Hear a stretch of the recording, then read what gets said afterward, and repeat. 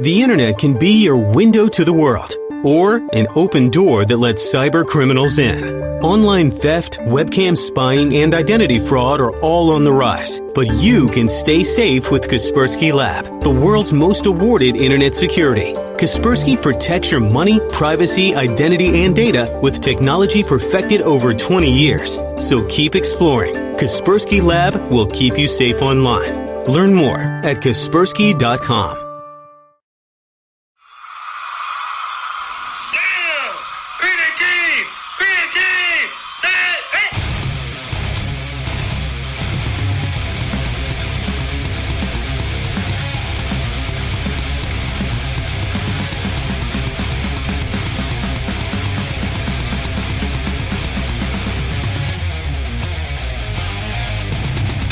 Good afternoon, football fans, and welcome to the return of 3 and Out, brought to you by IE Sports Radio, your direct feed for all that is sports. Let's go, baby! It's football time! Can you smell it? Can you feel it? Can you feel this energy? That's what I'm talking about, y'all. Here we go. The NFL has returned. It is time to rock and roll. Oh, yes. It has been a long time coming. But the NFL is back and ready for another season. And not just any season, but the 100th season of the NFL. I hope you're ready, y'all, because it's going to be a magical season for 3 and Out right here on IE Sports Radio. Thank you all for tuning in. Let's get down to business, shall we? Let's do this, y'all. AFC week is officially underway. AFC North starting things out with today, y'all. We have ourselves 4 guests who are ready to rock and roll. That's right, y'all. Baltimore Ravens, Pittsburgh Steelers, Cleveland Browns, and the Cincinnati Bengals. Well, who's starting things off where? Who had a good offseason? Whose offseason wasn't so great? Who's in for a tough season? And who's in for an incredibly good season? Well, or I guess we're middle of the road. We shall find out. But starting things off here, Baltimore Ravens. We talked to Mr. Chris Shizler today about his Baltimore Ravens and how tough this team is going to have it. However, how tough they also just might be. Is Lamar Jackson really their guy? Are they going to do great things this year? Will it take long for that defense to get better? We shall see. Also talking to Mr. Matt Haynes about his Pittsburgh Steelers. Oh my gosh. One of the most storied franchises in the offseason. We shall always see how strong they really are coming up. Also, KTO and his Browns, y'all. That's right, Carson the Oracle. Coming from YouTube to Spreaker to talk about his Browns and how dominant they can really be this year. And, hey, it's Captain Obvious. We'll be talking to him today about the Cincinnati Bengals. Are they a new revamped team? Are they ready to rock and roll? Will it be a tough season? We shall see. You are officially tuned in live to 3 and Out. 8 divisions in 8 days. AFC North Division right here on IE Sports Radio. Your direct feed for all that is sports.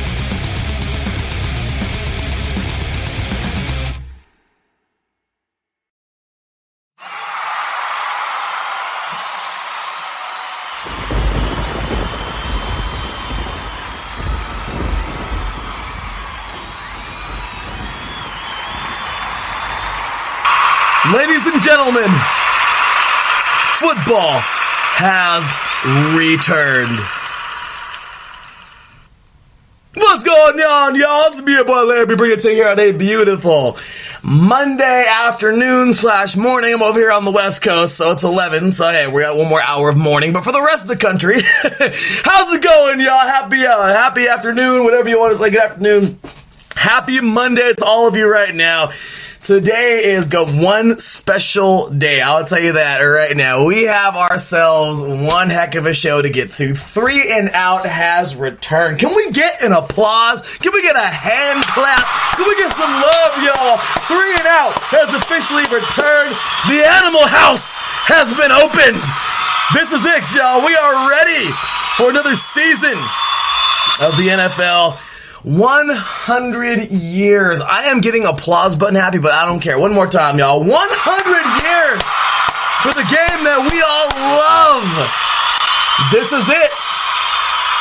Season 6 here of 3 and Out, but 100 years for the NFL. Starting things off here today. It is going to be one awesome show, as I mentioned in the introduction. Oh my gosh, this is going to be awesome. Okay, so as I mentioned in the introduction, we have 4 super cool guests, 3 recorded interviews, and one of them will be a live guest later on today, Mr. Captain Obvious, and of course, as I mentioned earlier, we got Mr. Matt Hames, Mr. KTO, Carson Oracle is in the house, y'all, from YouTube, of course, famous YouTuber, doing his thing, man. We'll talk about his followers in a little bit, and pretty much what he's been up to on YouTube. And starting us off for today, we got Mr. Chris Schisler talking some Baltimore Ravens. But yeah, I just want to start things off by saying it is great to be back. Oh my gosh, I am so freaking excited, so happy for this season. It's time to talk some football, y'all. I mean, we are just barreling down the road right now to the Hall of Fame game coming up. This year, the structure will be a little bit different.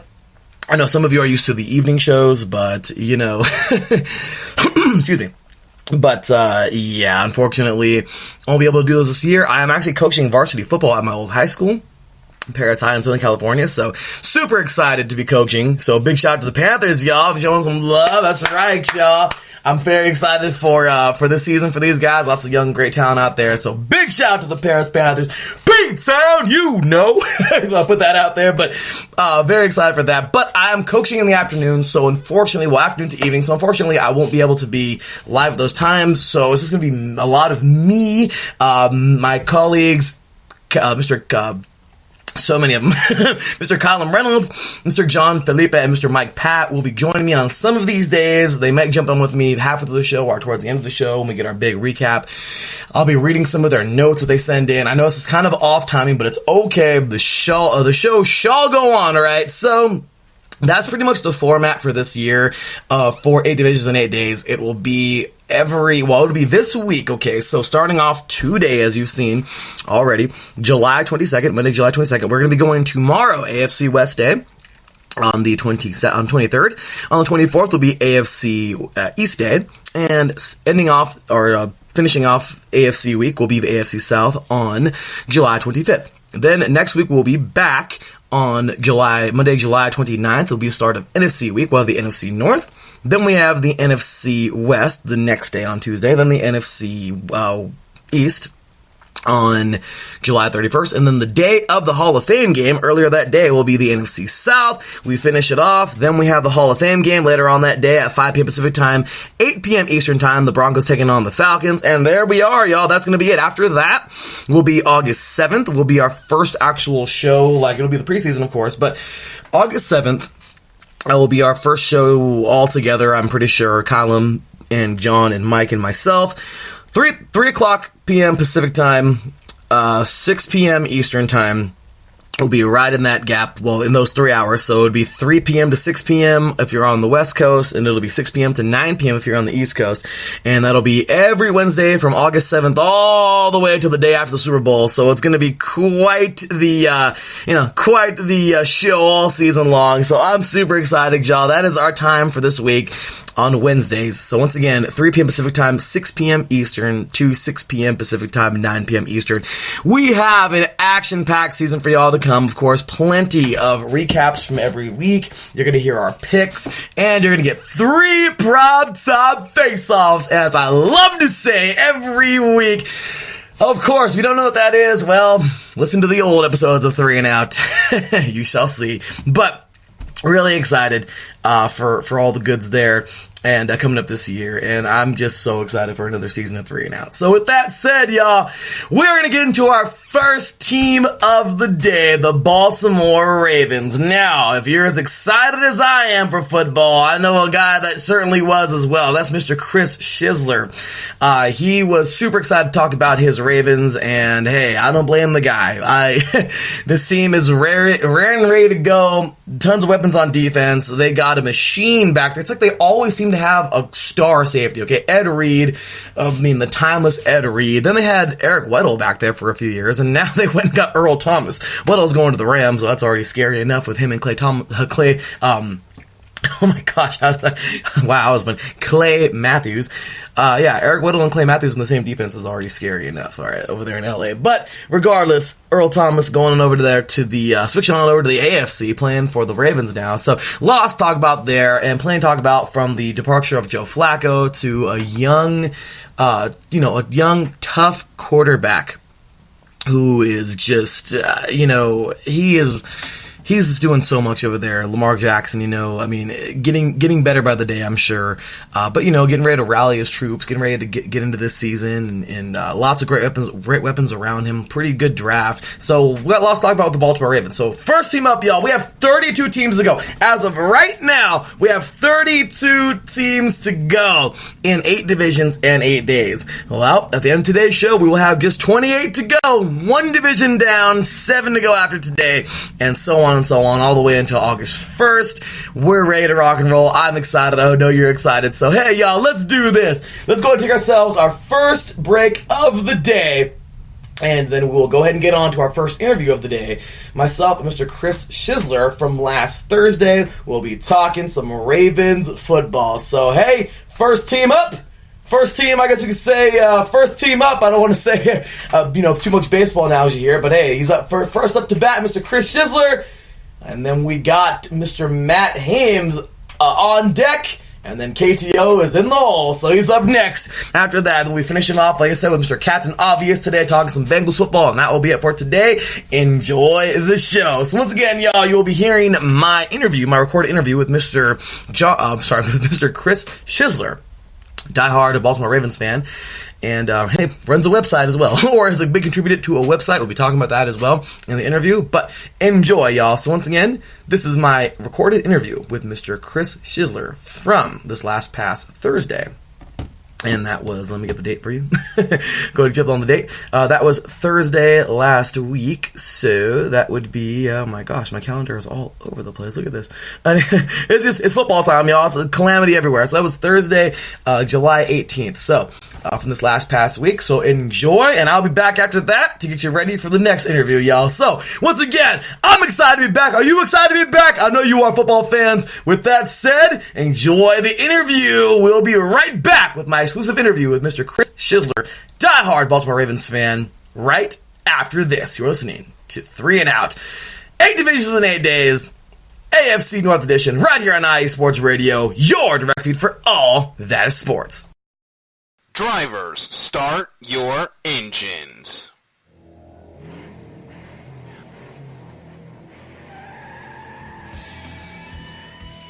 Auto racing takes many forms, from the close quarter contact of NASCAR to the high-speed, high-risk atmosphere of IndyCar, all the way to the pinnacle of technology with the Formula One World Championship. No matter if you prefer the high banks of Daytona, the concrete canyons of Long Beach, or the flowing curves of the Nürburgring, the international language of motorsports is simple. Go fast, run hard, and come home first. So join us, myself, Darrell Kinsey Jr., Lolita Camello, and Michael Ward, on a world tour of all the best motorsports has to offer on the Extra Mile, Thursdays at 7 p.m. Eastern, 4 p.m. Pacific, only on your home for all. That is sports. IE Sports Radio.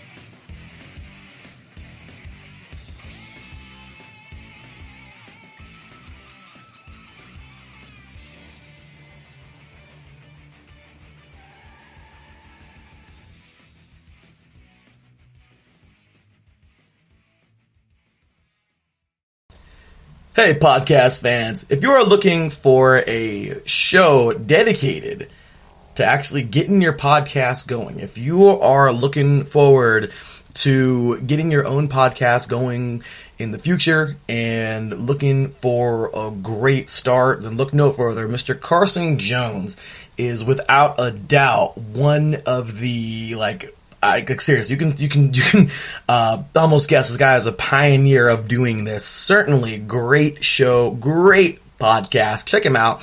Apple Podcasts and anywhere else you can find podcasts. Mr. Carson Jones. Look it up on, of course, wherever you find your podcasts. Giant Voices.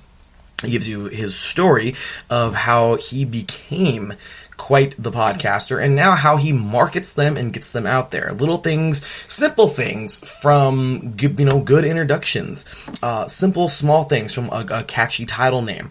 All kinds of different aspects of getting your podcast going. He has got it for you. So trust me, you want to learn how to get your podcast going. You want to learn how to get it going in the right direction. Anything from the right software to get the right hardware as well, to get things going, to the right platform for you. Go ahead and check it out. Available, once again, on Apple Podcasts and anywhere else podcasts are available. Check out Mr. Carson Jones and his podcast, Giant Voices. Get your voice out there and get ready to start the show.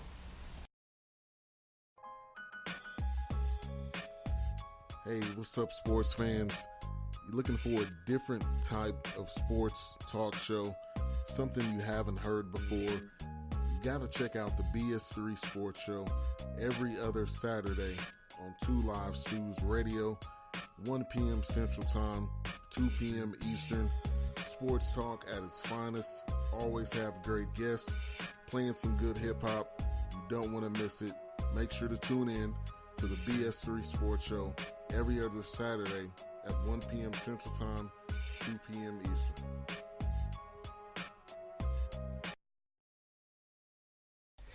Welcome back, football fans. Well, as mentioned in the introduction, we're going to start things off this year with the Dirty Birds. That's right, y'all.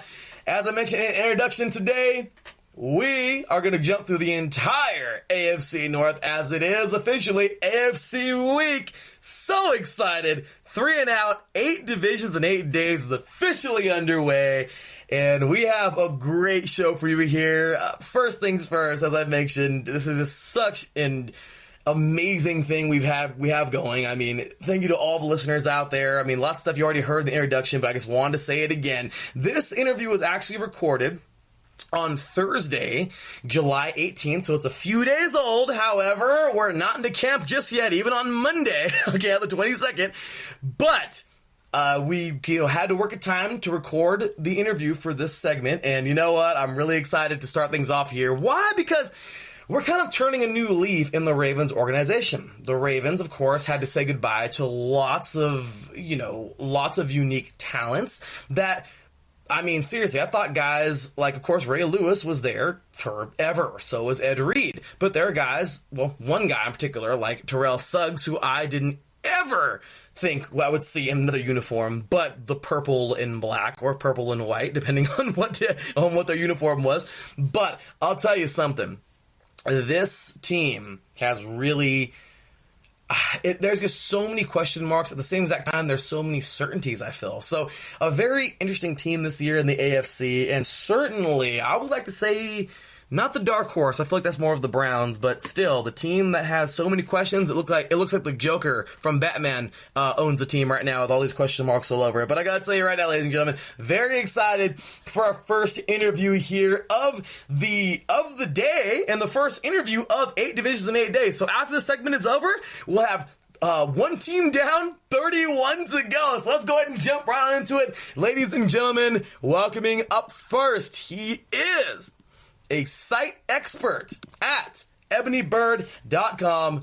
Super diehard Ravens fan. I asked him to be on the show. He jumped all over it. First timer here on the show, and I'm hoping to have him back many times, especially throughout the season for primetime face-offs and just talking some Ravens football. Ladies and gentlemen, welcoming Mr. Chris Schisler. What's going on, Chris? How you doing today, man? Hey, it's good. Just getting going here. Talk some football. I'm all for it, man. So yeah, there you go, y'all. Just the way you would think a Ravens fan would be, right? Let's get to some football, and that's the way the Ravens always play. Defense all day long. I'm loving it. So first things first, Mr. Chris. I mean, what last year? First things first. The Ravens. Last year was just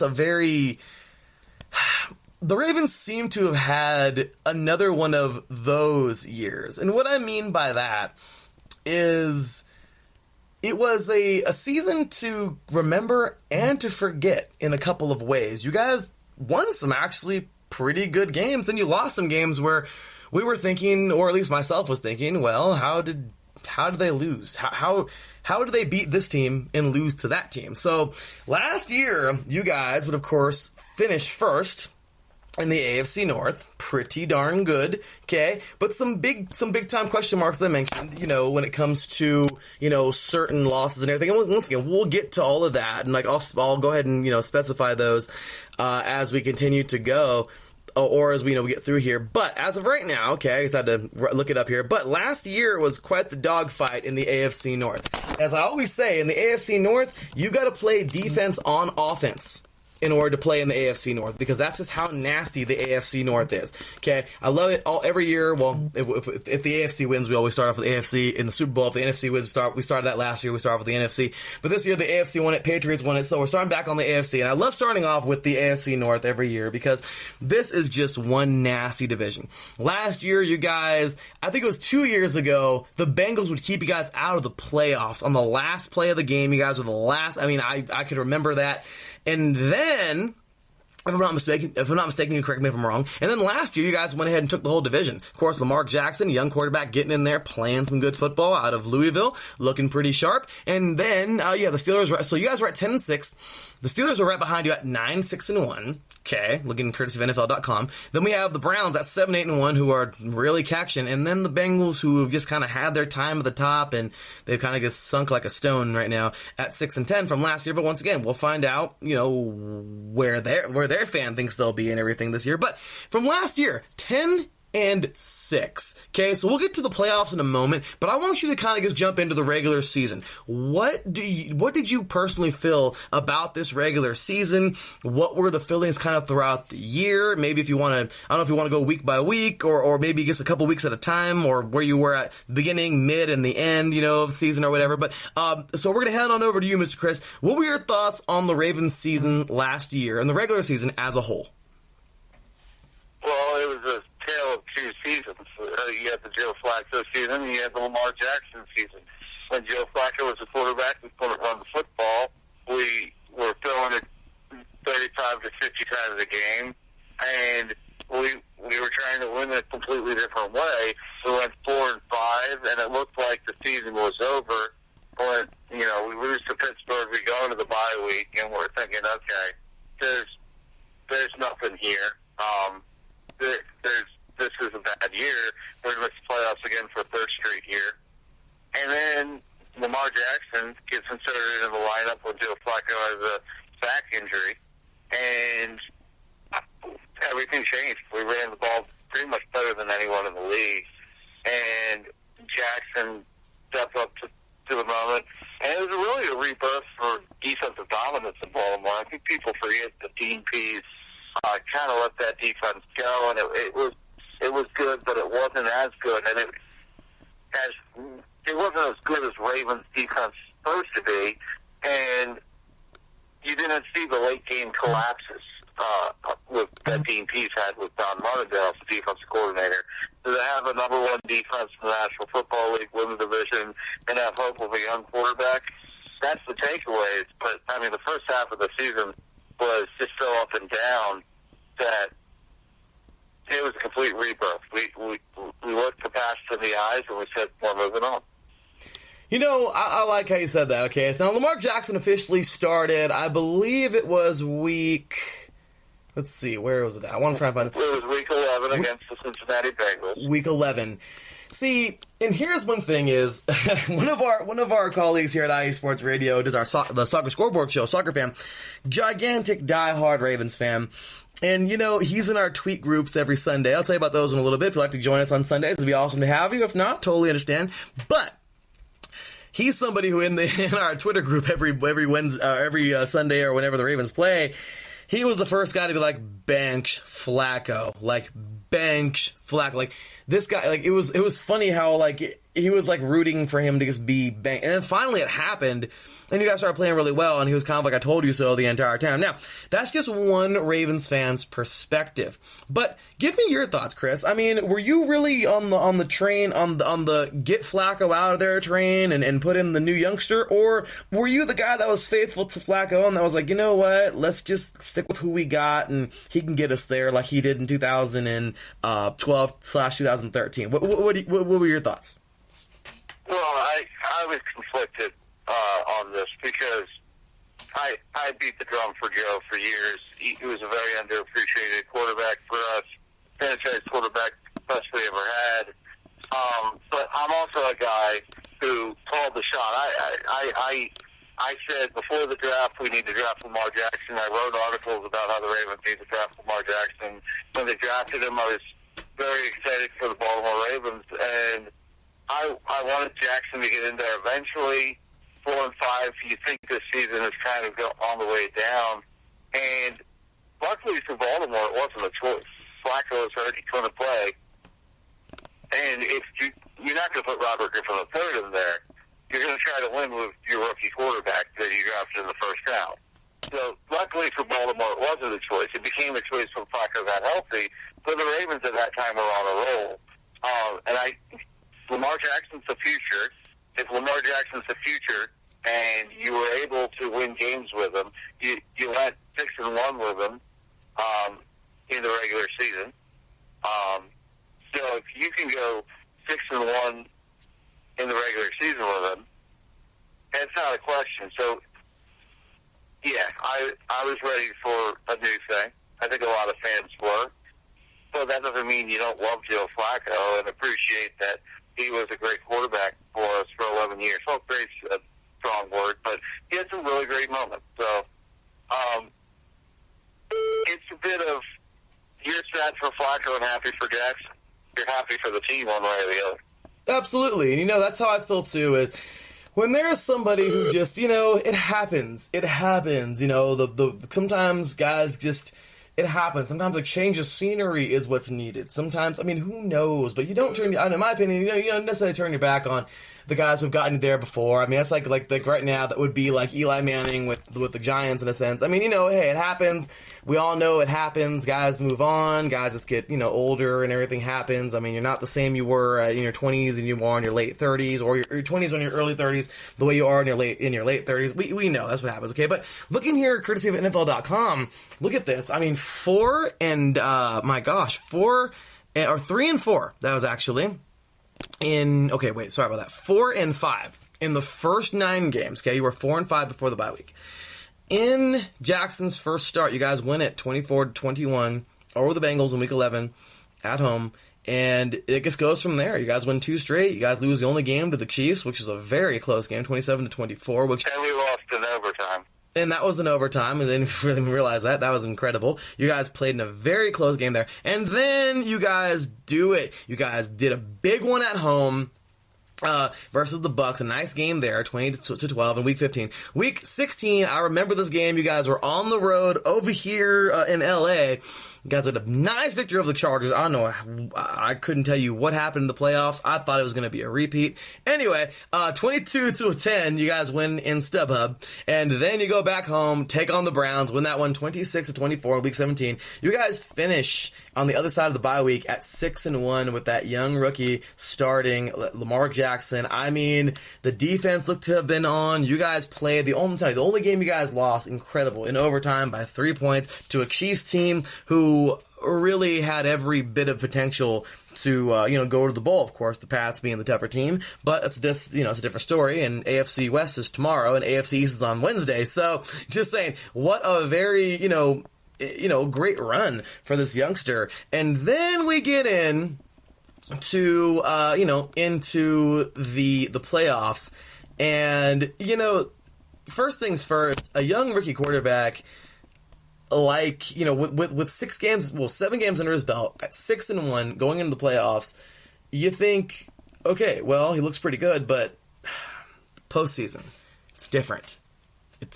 It's a different animal. This is the most elite game of football we have, and now you're down to the final 12 teams. I mean, this can get kind of scary. So you guys, of course, host the Chargers game 1 of the playoffs in the wild card, and that Chargers team that you guys beat just weeks ago, 22-10 in their house in StubHub in Los Angeles. They come on over to M&T Bank Stadium. It was a great game, but you guys would drop this one by just 6 points, 23-17, finishing with an overall 10-7 record, and that would be about it. So walk us through that game if you can. I mean, give us your thoughts. What the heck happened? What did the Chargers do this time they didn't do last time? What did you guys do last time that you didn't do this time? All right, so the reason the Ravens lost is very simple. They went in with the exact same offensive game plan. Marty Morningwig basically said it. He didn't really change anything from the last game. You do anything twice in the NFL, someone's going to catch on. The Chargers had speed on defense. They focused on taking Lamar Jackson out of the running game, and I mean it was pretty simple. We just had a horribly, unbelievably uninspired offensive game plan, and it wasted a great defensive performance. I mean, we throttled the Chargers' offense all game long. The offense gave the defense no help whatsoever, and it was a game, and Lamar Jackson, they took the handcuffs off, told him to go get it, and he almost did. He had 2 drives in the fourth quarter, looked pretty magical. Throw to Kenneth Dixon was just unbelievable. Deep down the field, I mean, Jackson, when he's playing free and back against the wall, that was impressive. A lot of rookies would not have been able to keep it together because he was having a horrible day. Everything was going wrong. Jackson had probably one of the worst games you'll ever see a quarterback play. And he got it together, and they had a chance at the end. And that speaks volumes of the team. The team has a lot of fight. And Jackson has a lot of poise and composure as a young quarterback. So, it's frustrating because Marty Morningwig should never have had a job in the NFL. Maybe not that, but offensive coordinator. I have such a visceral reaction when I think about that game because they literally trotted out, ran the same plays, did the same things, showed the same looks. They did it. They didn't change. And the worst part about that game was Harbaugh let it happen. John Harbaugh let Marty Morningwig do the laziest game planning of all time. And that's why the Chargers beat us. They had the athletes on defense to do it. They've seen it before, and they did it. And me as a Raider fan, knowing the Chargers pretty well over the years, I mean, this is a very good Charger team this year. My gosh, last year, if there was ever a year that they were going to make a deep run, it was last year. Maybe this year they'll make another one, but it's a pretty good Charger team with a very good veteran quarterback in Phillip Rivers. And, like I said, like I mentioned earlier, you guys had them pegged. I mean, but to think you guys came in with the same exact offensive, game plan, and to just, you guys just laid, it felt like you just laid an egg at home, and it sucks because it sucks to hear that. And I'm not saying anything bad for the Chargers. Hey, they earned it. A win's a win. But my gosh, to think, I'm telling you, just to think before, okay? To think it was a 12-point victory just a few days. It was a bad day. It was a horrible day. I was at the game, and it was ugly. Half the crowd was chanting for Flacco to come into the game. It was an ugly day of Ravens football. But the the moral of the story is, I mean, we got some hope going to the future. We got a lot of young offensive talent now.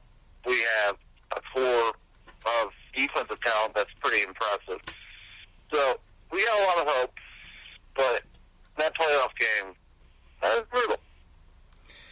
It was tough to see you guys just kind of fall apart. I mean, overall, it was a rough game. I thought, once again, I mean, yes, part of me being like, haha, Chargers lose, because it's a rival game, whatever, it's a rival of mine. I mean, my team, of course, is home flipping burgers at that time, my lovely Raiders. But speaking of, in the sense of just being a football fan, I mean, my gosh, the Chargers came with their game plan ready to rock and roll, and you guys had it wasn't a bad game. You guys, the defense did its job and nothing else did. Yeah, absolutely. And I agree. The defense came to work, and you're right. The offense was just, it was awful. Absolutely awful. So, I mean, speaking of all of that, I mean, it's, so let's go ahead and move on here.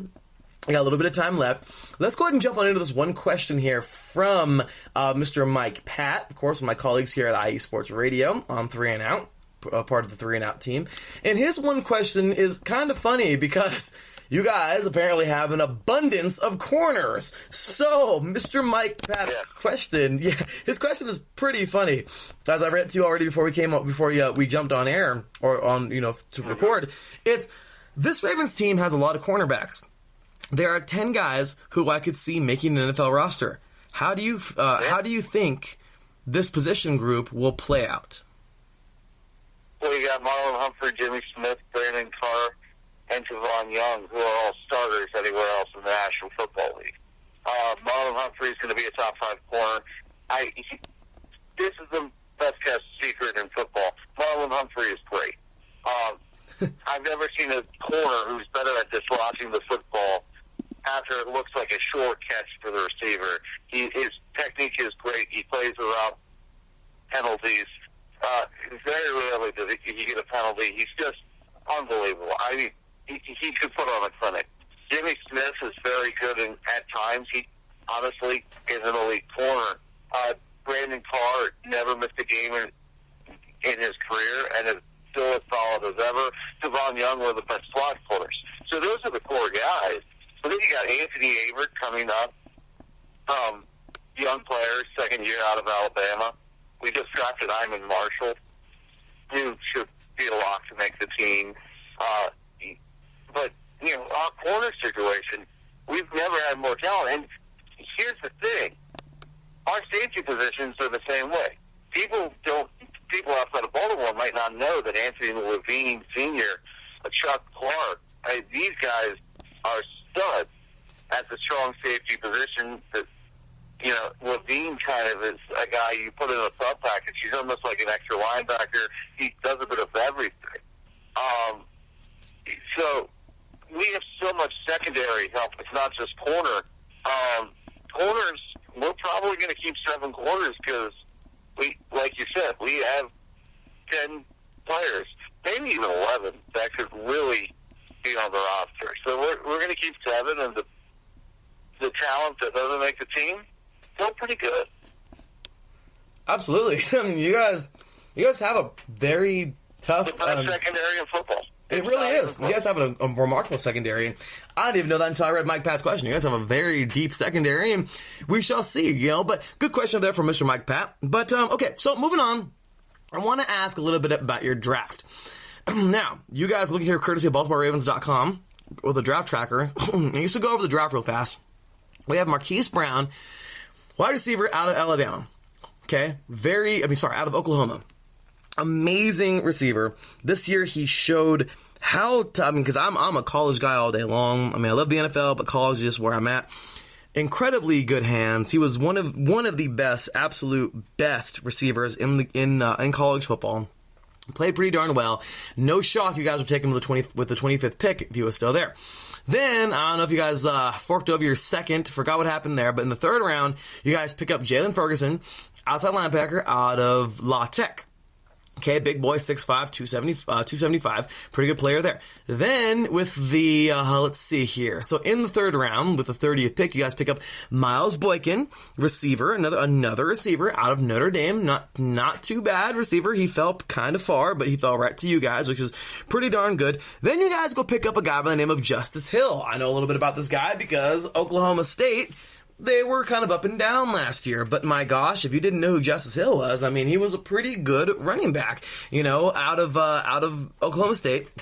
Smaller guy, 5'10", actually about good size for a running back, 200-pound running back, and very, pretty good over there playing, in Stillwater. Very good player, very attentive, very, seems to catch on. Good player. And then you have a guard, okay, and Ben Powers at Oklahoma with the 21st pick. In the fourth round, by the way, that was in the fourth round when Justice Hill got picked. Then we move on to the later on in that round. You got a guy that I thought was very impressive in the Senior Bowl. He's also one of my guys, okay? I mean, I'm going to say it like that because I'm a big SC fan. And that's Eamon Lewis Marshall. He is a big boy. Oh, sorry. He is a corner, another corner, okay? We added that very deep secondary. Out of USC at 6'1", 210 pounds. Pretty good dude here. Good guy to pick up. Then you go to the fifth round. You have Dalen Mack, defensive tackle out of Texas A&M. Gig'em. Texas A&M, of course, very deep in their defense. Didn't know much about him, but I do see a good pickup there. Then you guys go and pick up another. It's a trend in Baltimore right now. You guys got RG3 back there, okay? And then you guys have, of course, Lamar Jackson, the starter behind center. Then you go pick up a guy that's just like the two in Trace McSorley, quarterback in the 6th round. Okay, pick him up out of Penn State, 6 foot, 202 pounds. I did not think he was going to fall that far, and that is the end of your guys' draft. So, first things first, overall, I forgot the grade I gave you guys, but during our draft, I got to start writing these down for next year, but my gosh, pretty decent draft. So, we've got a whole bunch of time, but go ahead, Chris, give us a little bit of your thoughts on the draft. I think they knocked it out of the park. I would have rather had N'Keal Harry than Marquise Brown, but, Marquise Brown has the potential to be one of the best receivers in football. He's undersized, but he's faster than anybody on the offense, maybe even including Lamar Jackson. And when you look at him, a lot of people compare him to Deshaun Jackson. He's a bit of that undersized, speedy guy, but honestly, he could be the next Antonio Brown. He's got potential through the roof. Drafting receivers in Baltimore, always a nervous thing, but to get Miles Boykin in the 3rd round, Ozzie Newsome drafted almost no receivers in the first and 3rd round. I think he only took a couple stabs out of in the first 3 rounds. You had Mark Clayton, Travis Taylor, and Rashad Perryman were the only first-round picks that Newsome took. So Eric DeCosta, in his first draft, drafts the receiver the 1st and 3rd round. Boykin is a guy who's underrated as all get out. He actually was steal for us. You look at Boykin as a big-bodied guy who still has pretty darn good speed. He can high-point the football. He can use his big physical body. He's almost like an extra tight end, but he's got receiver speed. So that Boykin was a huge pickup for us. Justice Hill has a chance to be an X factor in this offense because he has home run hitting speed. And so speed is the main takeaway. Ben Powers hopefully can be a starter right away at left guard. This draft was fantastic, out of the park for Eric DeCosta. I have very few reservations. I hated the Trace McSorley pick, but, what you going to do? It's not that big of a deal. It's a 6th-round pick. He's going to be a gadget quarterback. Might even end up switching positions. This is a guy who can line up a receiver. He can play defensive back.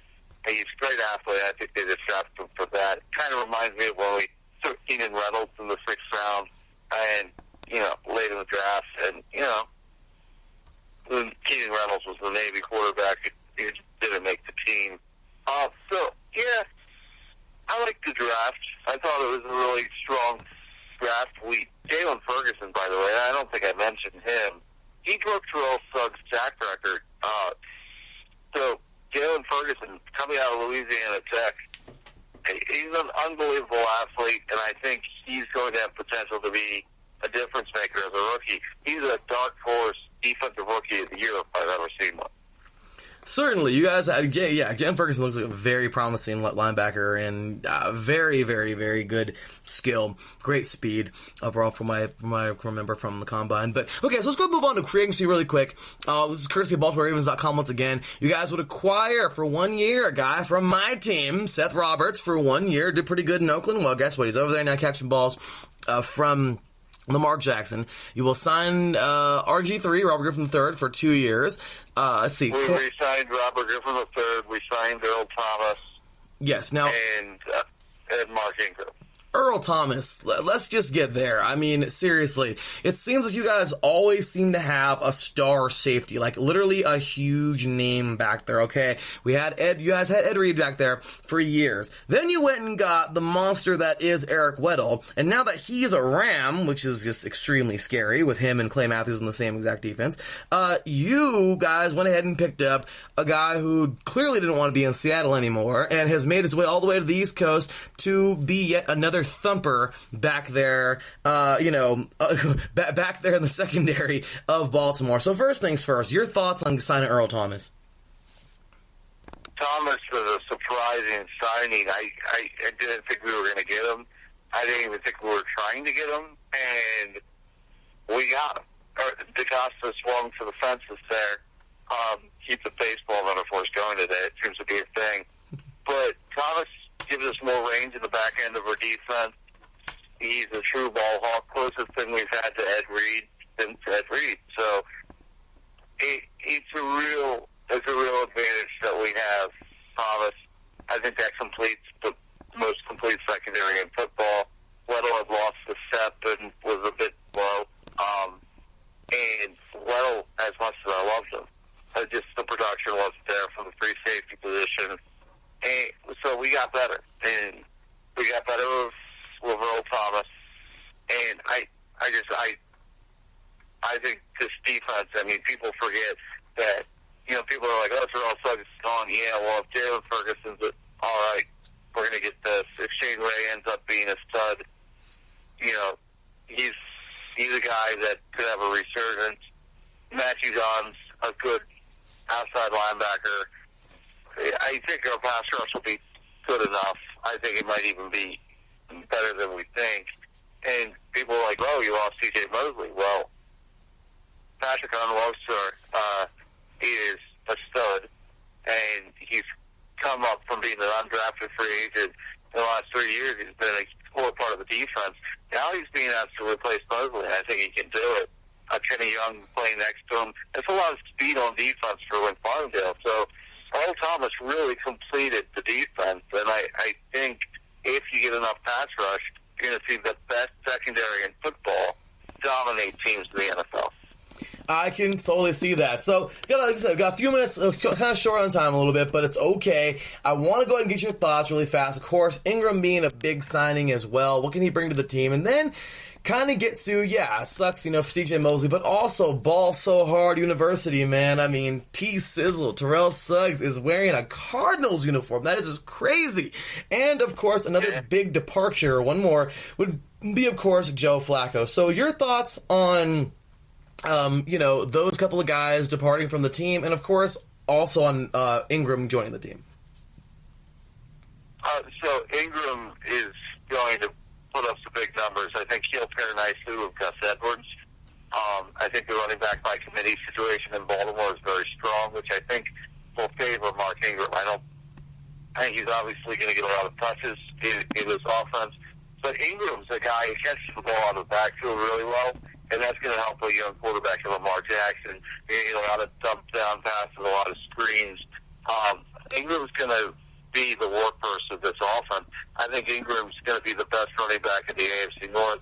I actually think he has the best year of his career here in Baltimore. I think this will be a strong finish for Ingram's career, his run with the Ravens. I'm very high on that signing. Flacco, we've kind of said it. There's nothing Flacco can do to prevent me from loving him. So I'm rooting for him, but at the same time, very excited to have Jackson. The we knew Flacco wasn't going to be there, so to get something for him in the trade, yeah, that'll do. And Suggs, my heart literally ripped out and then came back into my body. Get rid of Suggs, that's a killer, but, you know, it's going to happen eventually, and he was, you know, fading off the back ends of the season, and it's definitely a huge loss. We lost the leader and a great outside linebacker, but it's not the end of the world as much as it feels like. All right, well, that makes good. Okay, that works for me. Okay, now, I got a few minutes here, and I just want to... This is the section right here where I'm going to call it Stick It To 'em for the rest of the 8 divisions in 8 days, because this is where you can predict yours as well. You don't have to if you don't want to, of course. Some people are superstitious and everything. You don't want to change their team, but go ahead and let us know how you think your guys are going to do this year, and then... Be honest, you can either be really nice or you can be really nasty and stick it to them and let us know what you think about the rest of the division and how they're going to do this year and where you see everybody panning out. All right. Let's do it. Let's do this. All right, so 10-6 for the Ravens. I think they have a really tough schedule. I think the division is going to beat each other up. But I think the Ravens have the best secondary football, a good running game. I think Lamar Jackson is a lot better than you think he is. And because of that, because Lamar Jackson is going to have a good second year, and the defense is going to be a lot more dominant than anyone's going to give it credit for. Everyone's like, oh, no, you won't see Jim Leslie at the end of the world this year. No, we're going to have the number 1 defense, top 10 defense in the league for sure. And we're going to go 10-6 behind the defense and the running game. That's just going to – the formula just works so nicely. I think if Jackson takes strides with Greg Roman's offense, I'm very excited. Let's see. The Browns, I think, you know, look, you got star power, but you're also going to have a lot of drama. I think you got some drama in Cleveland that's just ready to brew. A lot of alpha males, a lot of guys who run the mouth. Baker Mayfield, Odell Beckham, Jarvis Landry, first-time head coach. There's a lot of star power, a lot of alpha males. I think you're going to get drama in Cleveland. They're too good of a roster to be bad. So I think they're 7-9, 8-8.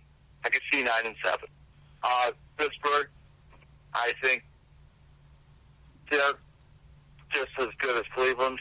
I think you got a Hall of Fame quarterback in Ben Roethlisberger. You can't count them out. I think their defense is going to be a little bit better this year. Their offense might not be as explosive, but you got Ben. You're going to put up some points. You're going to put up some numbers.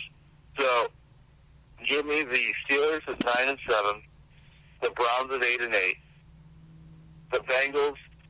Let's give them a 6-10 season, but they have hope brewing with a new organization, basically. Marvin Lewis is not there for the first time in 15 years.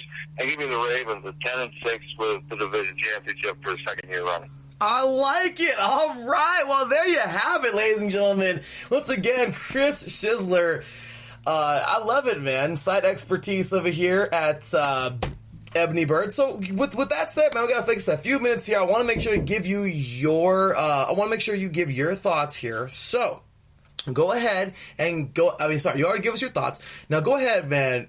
You plugged the entire division. You pretty much gave where you thought everybody was going to be. Now let's go ahead and you plug whatever you want to plug, man. You've run the site, or you're on the fan side, of course. It's a fan site, so you manage it and everything. So go ahead, let everybody know. All these Ravens fans out there, man. This is Ravens flock listening to you right now. Let everybody know. Speak to your team's fan base. What do they got? Where can they find you?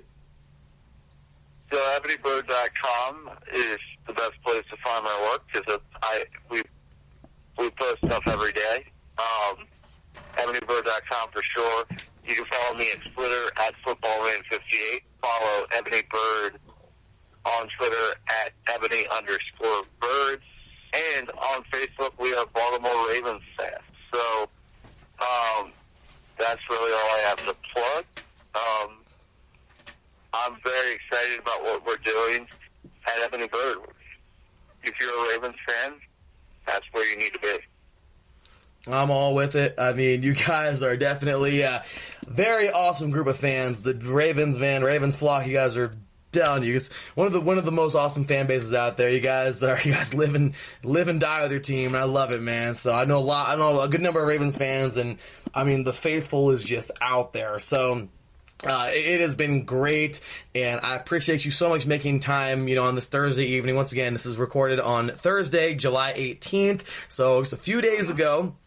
Of course, this is Monday, July 22nd, but great stuff. I mean, seriously, you got me all hyped up to watch some Ravens football this year. I mean, we went through the highs with gaining guys like Ingram and the really, pretty dang good draft. Let me say, knocked out of the park. Then you went into, your heart being ripped out of your body and put back in, when T-Sizzle, Terrell Suggs is gone. When he was, he wasn't traded. He was released, wasn't he?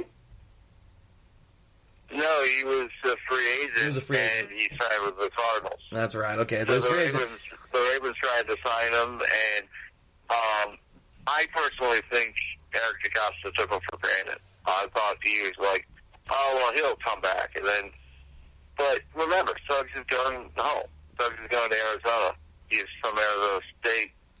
That's home for him. So. He's a Sun Devil. So, well, with that said, once again, Mr. Chris Shizzler, everybody, this guy is the real deal. Awesome to have you. Once again, thank you very much, Mr. Chris. And one real quick, where can these? Did you go ahead and throw your Twitter handle in there? Yeah, at FootballMan58. There you go, y'all. FootballMan58. Make sure you give him a follow, Ravens Flock. Show him some love. Great stuff as always. This guy's the real deal, man. Looking forward to checking out the site. Looking forward to, getting, tweeting with you this year, man, if you're up for it. I mean, hey, man, great stuff. And appreciate your time. Thank you so very much, Mr. Chris. And you have a wonderful week. Take care, man. God bless you and your family. And, hey, man, look to have you back on the show very soon. Cool deal. Thanks. No problem. Take care. All right, ladies and gentlemen, that was Mr. Chris Shizzler. Once again, let's go ahead and give him the applause. Awesome job there. All right, y'all. That was pretty cool. First one of the year. Gotta love it. Some Ravens football. Well, when we get back, we're going to go ahead and jump on into the second team of the AFC North. Who is it going to be? It's a surprise, but we'll go ahead and jump on into that when we get back, y'all. Once again, you are listening to 3 and Out, 8 divisions in 8 days. How we do a season premiere here on IE Sports Radio, or a 3 and Out season premiere. We do 8 of them, y'all. 8 divisions in 8 days right here on IE Sports Radio. AFC week kicks off today. It is AFC week right now. AFC North. We'll catch you on the other side of this break. Once again, this is your boy Larry B. Bringing it to you live. We'll see you in the next segment right here on IE Sports Radio. Your direct feed for all that is sports. Ladies and gentlemen, hear me and hear me good. If you like sports, then you like the Wait a Minute Show. If you like comedy, then you like the Wait a Minute Show. If you like a different opinion coming from a different angle, then you like the Wait a Minute Show. So join me Saturday, 8 p.m. Eastern Standard Time with your host, Jelani J.B. Bodie. And of course, my man Lopan on the WaitAMinuteShow.com. Ain't that right, Lopan?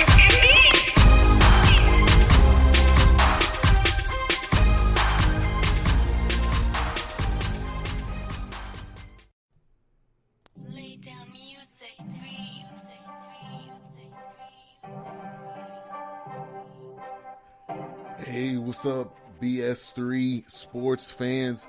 If you love listening to the BS3 Sports Show, check out the weekend wrap-up every Monday at 12:15 Central Time, 1:15 Eastern, recapping the weekend in sports like you never heard it before. Comedy, interactive chat room, it's a must-listen. Weekend wrap-up on Spreaker.com, part of the X Squad. Check it out. You won't be disappointed.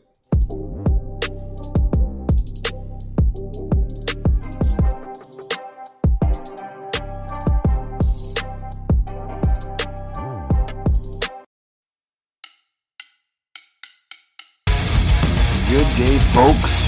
Yours truly, Nico Green here, reminding you, tune into the Neutral Zone Hockey Talk Radio Show, Tuesdays, 4 p.m. Pacific, 7 Eastern, proudly brought to you by IE Sports Radio. It's the Neutral Zone.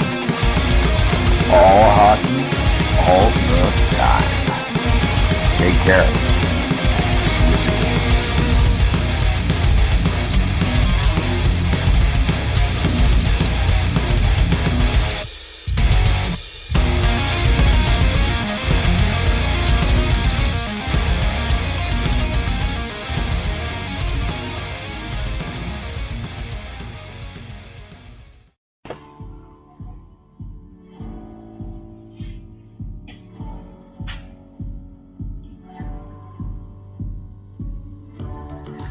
Hi, I'm Phil Robinson, running points, setting up Phil Jones for the finish. Join us every Wednesday, 5 p.m. Pacific Time, 8 p.m. Eastern Time, as we break down the week in basketball on the home for Real Talk Sports Radio, iesportsradio.com. That's right, y'all. iesportsradio.com. Check it out. Go show us some love. Get up on there. Join our messenger board, our newsletter. Sign up, part of iesportsradio.com.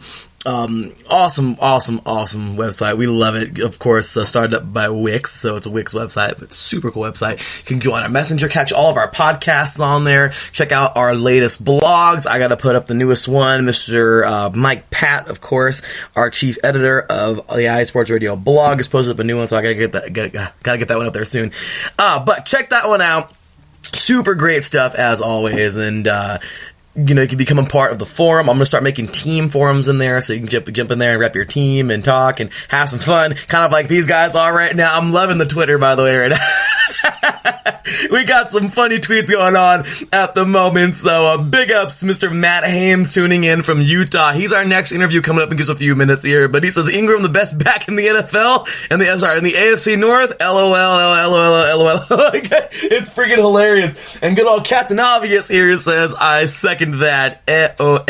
So, LOL. Sorry. So, yeah, funny stuff. You guys are cracking me up, but that was Mr. Chris Schisler once again of EbonyBird.com. I think he's the moderator of that, so big ups there to Mr. Chris Schisler.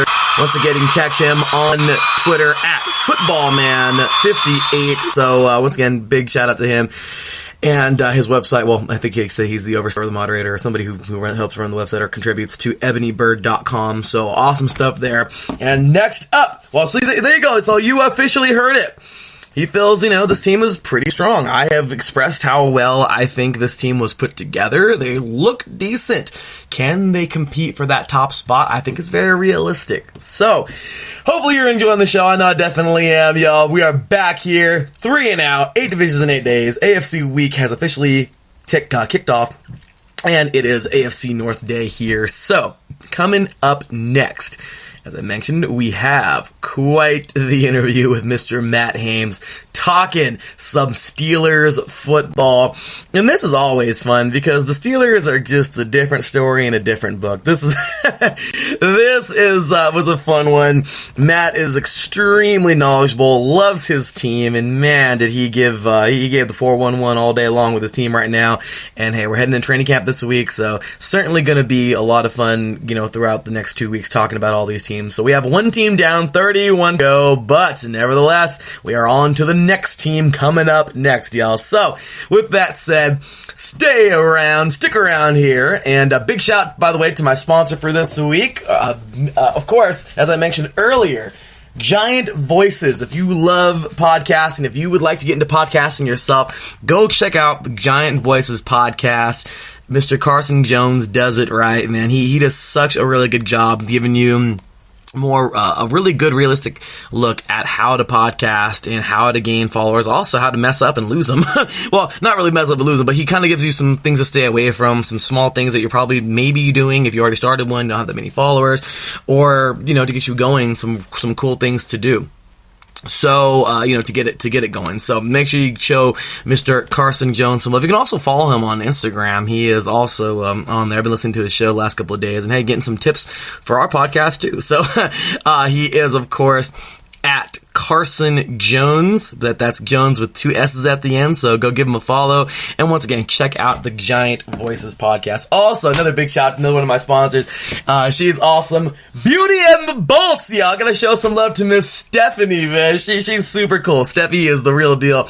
I went to my first Raider game last year with her. She's a diehard Chargers fan. Go show her some love. Type in Beauty and the Bolts on YouTube as well. Yeah, she is on YouTube. Big YouTuber. Gigantic fan of the Chargers. This woman went everywhere with them last year. I think she went to all, but her and the Bolts family went all over the place. They even followed them to England last year to watch them take on the Titans. So really cool stuff. She vlogs a lot. So really cool stuff on there. Of course, she does a lot of beauty stuff. So ladies listening out there, she does a lot of cosmetic stuff. So go check her out. Beauty and the Bolts, and show her some love. She's super cool. I've retweeted a lot of her stuff on, her football stuff. I'm gonna be putting up nothing but no makeup. Just kidding. But yeah, Stephanie's the real deal. So check her out. Show her some love. She's super, super, super cool. I totally forgot how to pronounce this.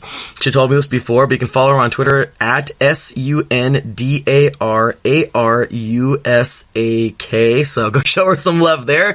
Beauty and the Bolts. Or just type in Beauty and the Bolts. I think she comes up, but we'll see. Well, yeah, you'll find out. But yeah, so big shout out to once again Beauty and the Bolts and the Giant Voices podcast. This podcast is brought to you by them today. So show them some love and let's keep this thing pushing, y'all. Let's keep it going because it's time for some Steelers football, baby. Here we go, Steelers. Get those terrible towels out. It's about that time, y'all.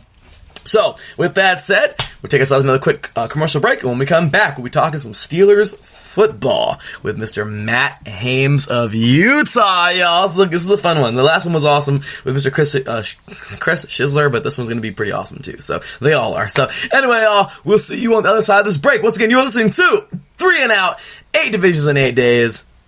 AFC week, y'all. AFC North edition right here on IE Sports Radio. Your direct feed for all that is sports. We'll be right back after this.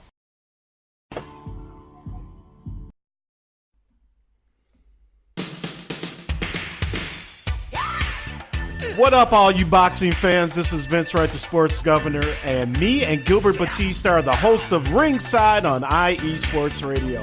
Make sure you keep it tuned to IE Sports Radio, Spreaker.com for the latest edition of Ringside. All the boxing news you need right here. Keep it tuned, Spreaker.com, IE Sports Radio, your direct feed for all that is sports.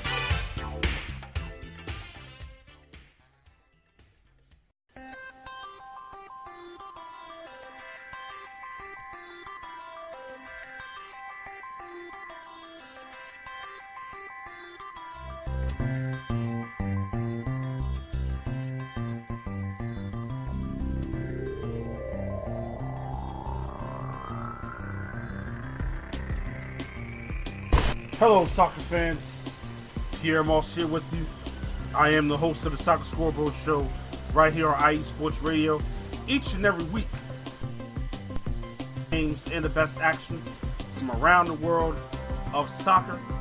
Not only do we have live scores for you, but we also news and all the latest stories from the soccer world right here on the Soccer Scoreboard Show. Come join us each and every week right here on IE Sports Radio.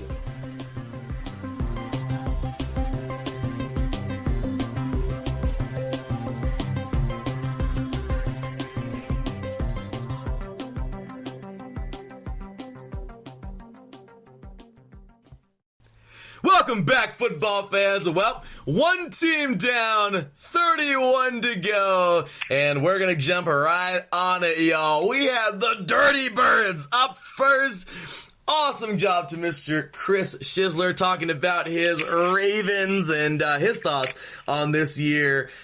And, well, I mean, might as well just jump right on over to the team they love to hate. Oh my gosh, such a great rivalry. A rivalry that I have enjoyed since 1996, of course. I was only like 7 years old at the time. But Ravens and Steelers has been quite quite the battle ever since. And man, it has been such an awesome rivalry.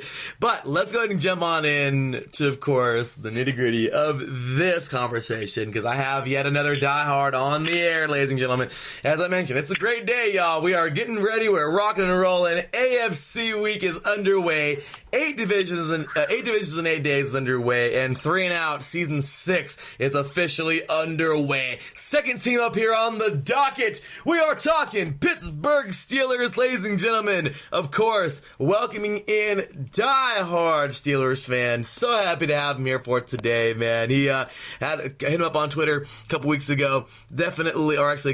Last week. This is a recorded interview from yesterday, as a matter of fact, Sunday, July 21st. But he's here live on 3 and Out today. Happy to have him here. On his Twitter, it says here he's a fantasy sports guru and apparently a Utah Jazz and a Utah Utes fan, as well as a Pittsburgh Steelers fan. Ladies and gentlemen, glad to have him here today. Ladies and gentlemen, welcoming the one, the only diehard Pittsburgh Steelers fan, welcoming Mr. Matt Hames. What's going on, Mr. Matt? How you doing today, man? Good. How you doing, Larry V? How you doing? I'm doing my best, good sir. Sorry about that. I didn't mean to butcher your name. Hames, right? That's how you say it? Hames? Hames, yes. Hames, all right, good. We're good. Didn't butcher it. Yeah. All right. So, with that said, perfect. We're off to a good start. Well, we are off to a great start, man. I'm loving it. Didn't butcher your name. We are off to a great start. So here we go, Mr. Matt.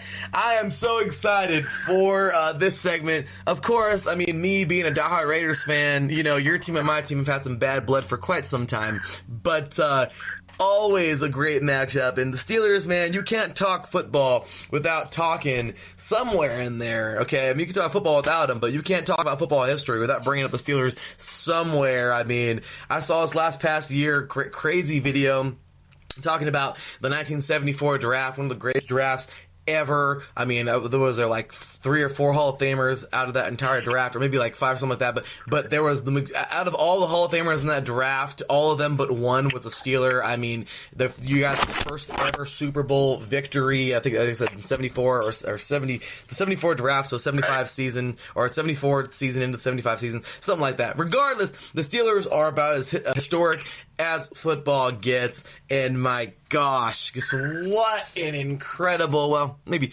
Packers as well, I was going to put them in there, but just got to say, man, what an incredible, season, a run you guys have had with 6 Super Bowls. You guys were the first to 6, of course. You want to say it. Sixburg, looking for the stairway to 7. I know the Patriots are not tied with you guys, but just saying, first one to 7 now, we shall see. But this team is unique in so many different ways. And of course, here we are today talking about the Steelers and this season, getting into the season, talking a little bit about last season, talking about free agency, the draft, and then going into the season, your thoughts and predictions. So with that said, Mr. Matt, go ahead and tell us, man, the floor is yours. Tell us how you became such a diehard Steelers fan. Well, to be honest, I'm not from Pittsburgh. I'm actually from Idaho. And just when I was a little kid, the first, I don't know the age, probably 10, 12, around there, that's when I turned on the TV. My dad was actually a Bears fan. He was from Chicago. But I turned on the TV one day, and that was the first team I saw was the Steelers, and that was it.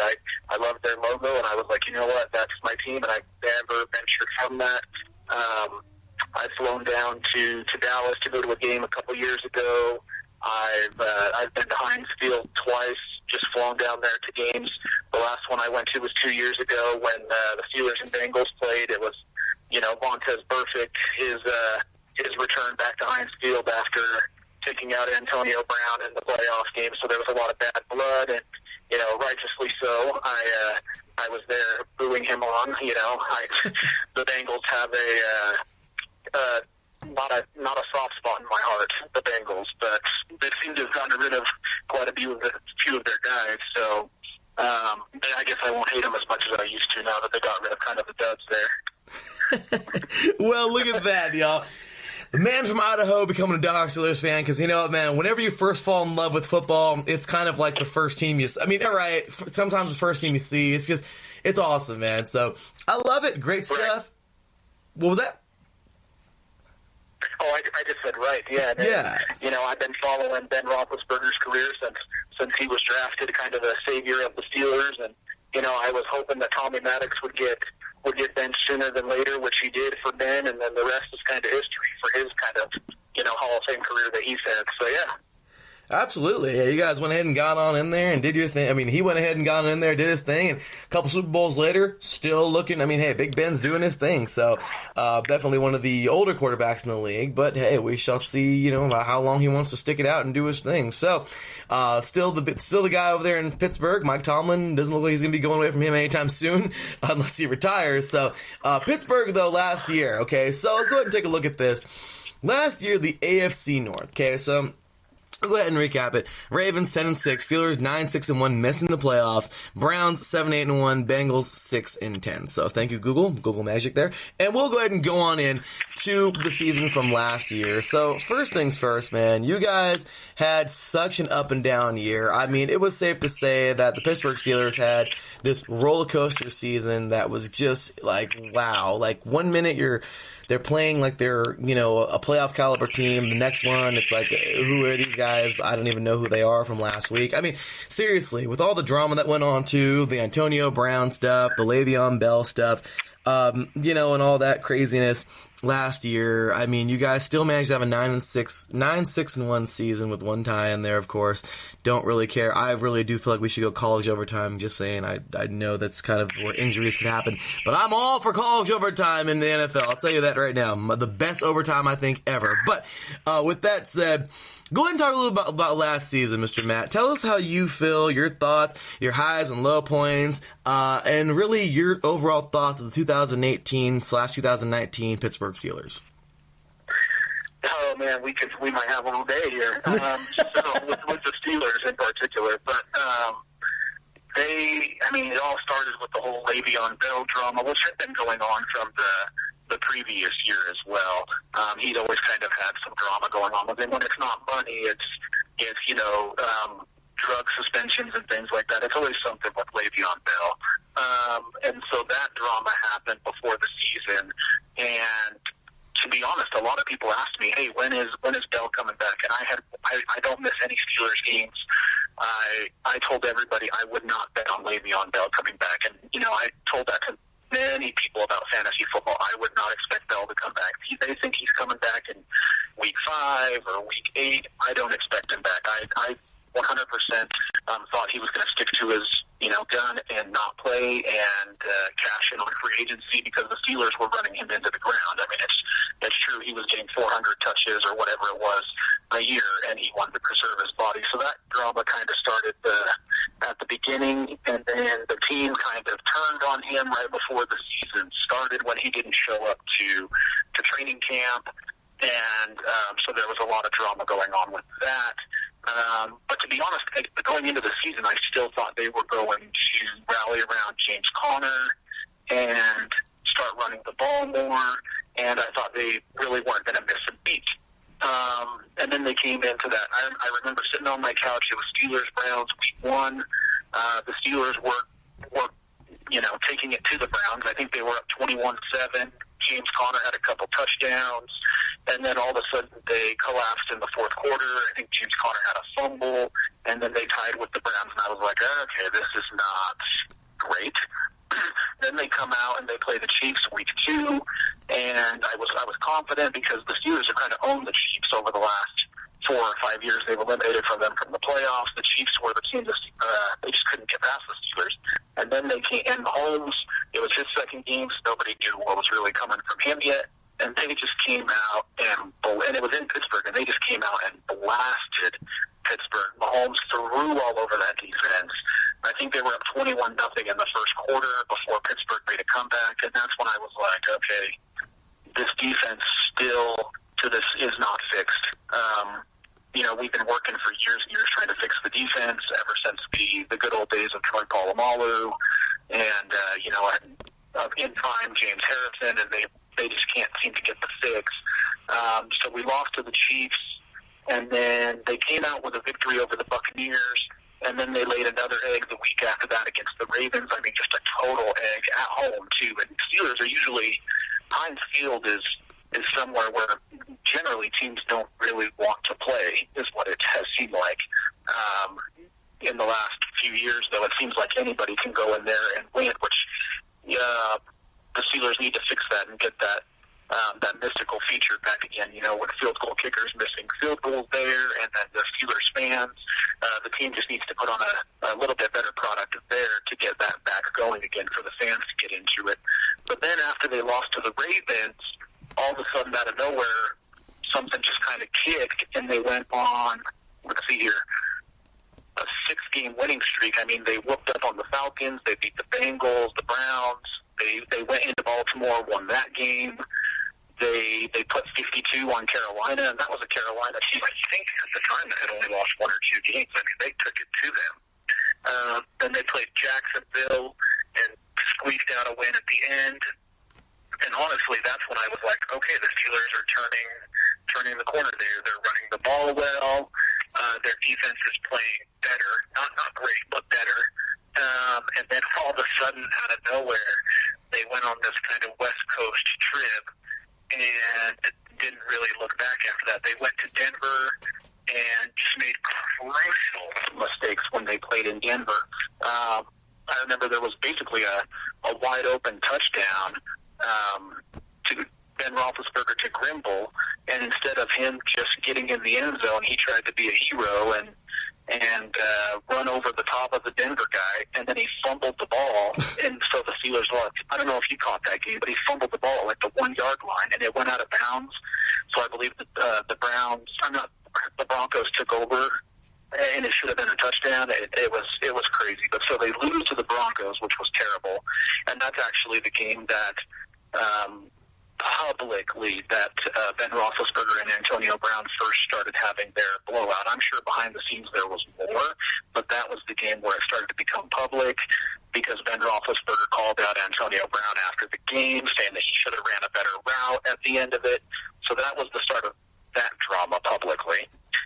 Then they go and play San Diego, and I thought that was a pretty controversial game. I thought, from just being a biased Steelers fan, I think they got kind of hosed on a lot of the calls in that game. But either way, they lost that game 33-30. I think they had a 2-touchdown lead in that one, too. They let slip away. Then the bad one, the week after that, and I heard you say you're a Raiders fan when they went down to Oakland. I'm still trying to figure out how they lost that game. I still don't really understand what Mike Tomlin was doing that game because the Steelers seemed to be in control.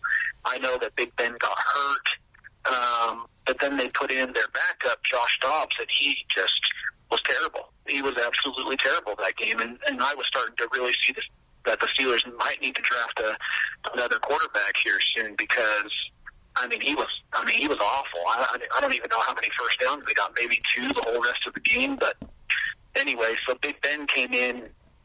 I think with 5 minutes left in the game, they'd seen enough of Dobbs finally, and Big Ben led them all the way down the field in one series.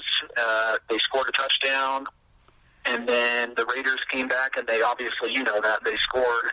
They scored at the end of the game to take that win, but in my head, I'm like, why was Ben Roethlisberger not playing for those other, quarter and a half if he could come in and lead that drive? So I questioned Mike Tomlin on that one. I don't really understand what was going on there. And then after that, they played the Patriots and won that game, which is another head-scratcher because they just lost to the Broncos and the Raiders, and then they go out and beat New England. So I don't know what is happening there. Then they played the Saints and actually gave them a heck of a game, and they were driving down the field at the end of the game to win, and then Juju fumbled the ball. I think it was about 2 minutes left, maybe a little bit less, and Juju had that game-ending fumble, which basically ended the Steelers' season right there because they, lost those 3 games in a row before, and it allowed the Ravens to catch up to them. I mean, they had a sizable lead in their division. They should have ran away with it, but they lost those games and led them back into it. They did beat the Bengals in Week 17 without Antonio Brown. That was when Antonio Brown basically went AWOL on the team and decided that he just wasn't going to play anymore. I think he showed up to the stadium in his fur coat, not even really ready to play. And so they had that drama going on. And then they did win that game, but then the Ravens beat the Browns in Week 17. The only time I'd really been rooting for the Browns, but then they lost at the very end there, so the Ravens took it. So I don't know. A lot of people. I mean, give the Ravens credit. They won the division that year, but I truly think it's more the Steelers lost it. I mean, looking at their record and what they did, than the Ravens actually won it. And, the Ravens went out and lost, of course, in the wild card round at home and really kind of got destroyed until the fourth quarter.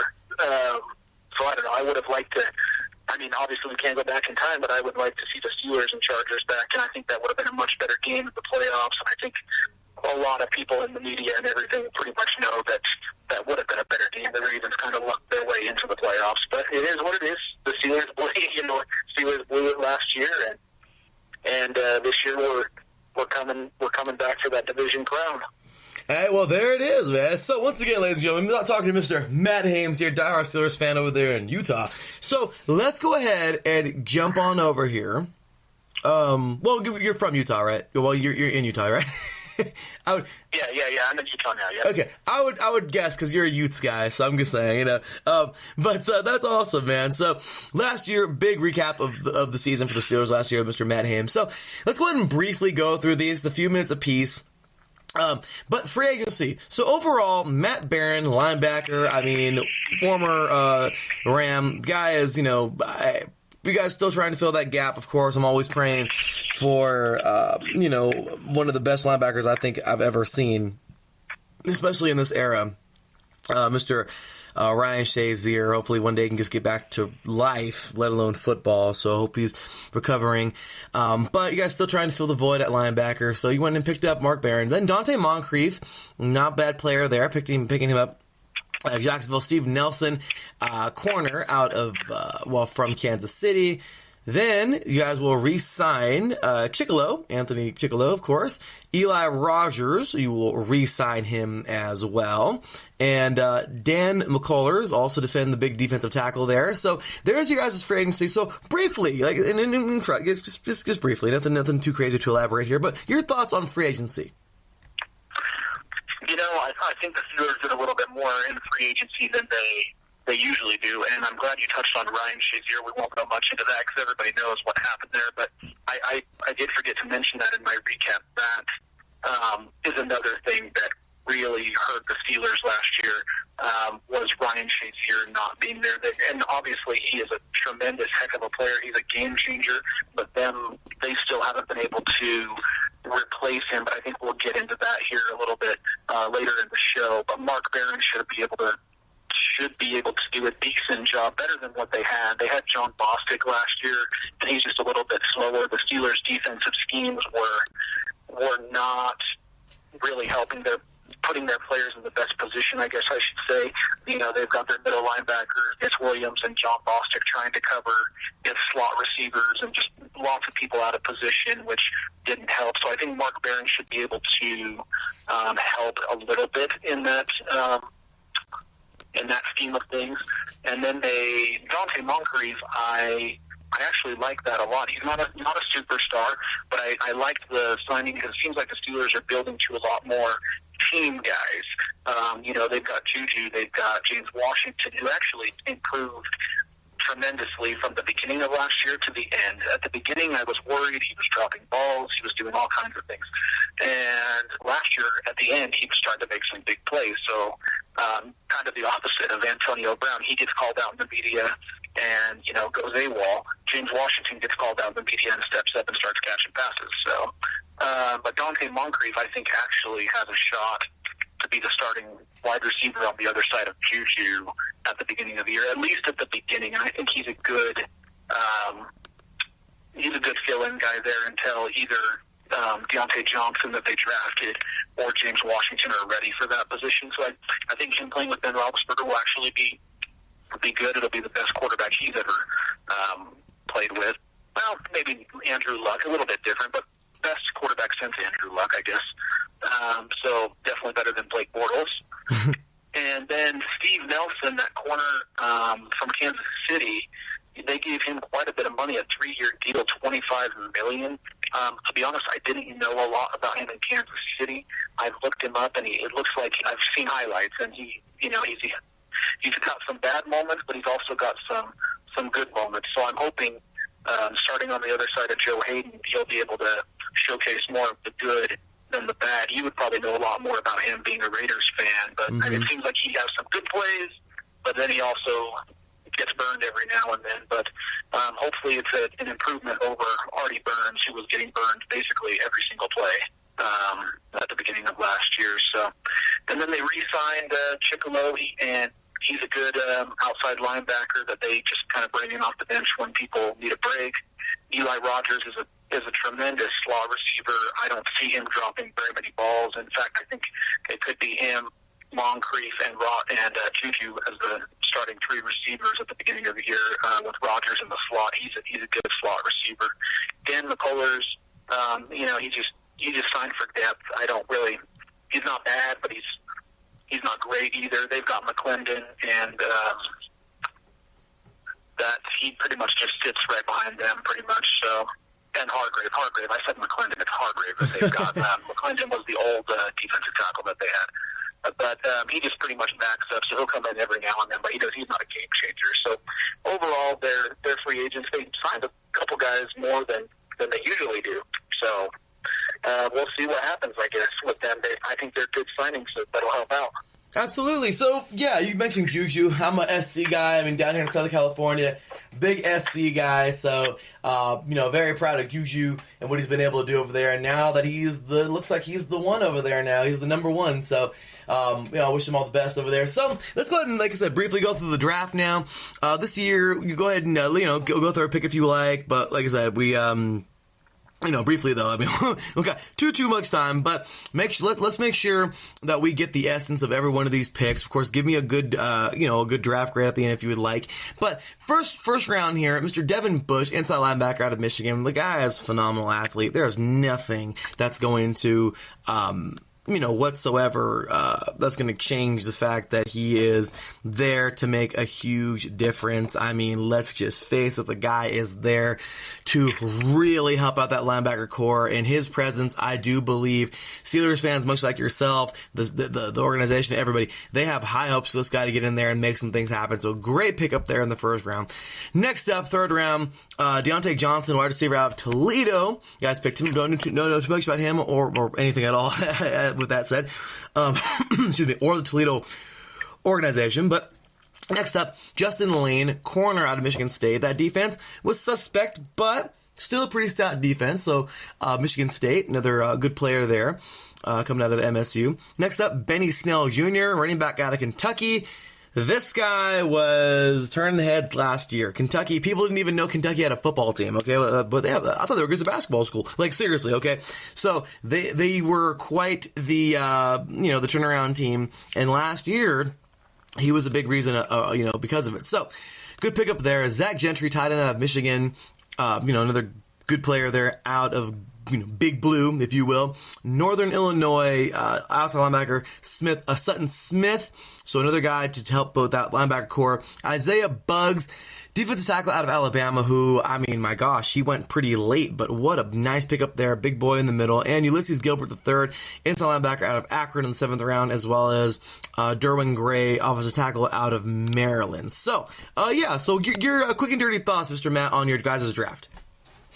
I think that they got a killer draft this year, and I'd be honest if I didn't like it, but I think they finally realized, and we'll just go through it quickly here, that after last year there was no more playing around. They had to upgrade the linebacker position. After Shazier got hurt, they tried just throwing in a bunch of guys that seemed like they were athletic, but they weren't getting it done, and they knew they had to do something. There wasn't any top free agents that they could really get or afford. So they traded up. They traded their pick with Denver to get that number 10 slot. I believe it was 10, to get Devin Bush, which was tremendous. If they didn't get Devin Bush, I honestly think they would still have the exact same problems that they had last year, and it would just be all over again until next year. So I think he will start from day one, get a lot of good reps, and his athletic ability looks just off the charts. So I wish I could see him and Shazier someday. Maybe we will. I don't know. Shazier's got to get back to life first. But, if those two could ever play together, that would be tremendous. Deontay Johnson, to be honest, when I first heard about him and they drafted him, I wasn't so sure about it. The media was kind of ripping the Steelers about it, that they kind of picked him higher than they should have in the third round. But then you just see him on tape, and you've seen him at practice. They're comparing him to a young Antonio Brown. You'd have to watch some highlights, but the way that he gets off the line of scrimmage and can get the defenders off of him, the corners off of him with his hands, I know that they really like Deontay Johnson, and so I feel like right now Dante Moncrief will start at the beginning of the year. I truly believe that, but by the end of the year I can see Deontay Johnson taking that over, especially if Moncrief struggles, so that'll be something to watch. Justin Lane is another one I really like. Really, really like, actually. He's going to have to play behind a couple people probably this year. I don't even know if he'll even see the field a lot this year as a rookie, but I do think eventually they're grooming him to replace Joe Hayden. A lot of people in Pittsburgh like Justin Lane, so I think he has an opportunity to get some reps in there, probably starting next year, though. And then Benny Snell Jr. is the fourth, and I know it's their first four picks, but I really like him, and it'll be kind of interesting because the Steelers obviously have James Conner, and they have that good running back behind him, and they're going to be splitting time a little bit. I assume Conner's going to get the majority of the carries there, but Benny Snell Jr. is a beast. So I'm glad that they have the depth right there behind Conner. But, I mean, I don't think he'll ever replace Conner because Conner is just embedded in Pittsburgh. He's a Pittsburgh guy. Obviously, he had cancer. The city loves him. He played at Pitt. So unless he somehow suffers an injury, I don't see that ever happening. But Benny Snell Jr. is a beast, so it'll be good to have a lot of running back depth there. But the Steelers are set at running back for a while. They'll never have to sign a running back for another 3-4 years at this rate. Their running back depth is tremendous. So those are the four that I really like. Zach Gentry, I think he definitely has a chance to make the roster because the Steelers just lost Jesse James to Detroit, and so they'll need someone to fill the slot there as a second role tight end behind Vance McDonald, and I think he'll eventually jump Xavier Grimble on the depth chart. And so that's kind of my draft review there. I like it, man. So go ahead, give us a solid grade. What do you think, man? Give the Steelers a grade. What do you think they did this year? Honestly, I'd give them an A. I honestly would, mainly because of the Devin Bush. That was their main need. I mean, corner, they addressed it in free agency when they went, paid for Steve Johnson. They still have Joe Hayden.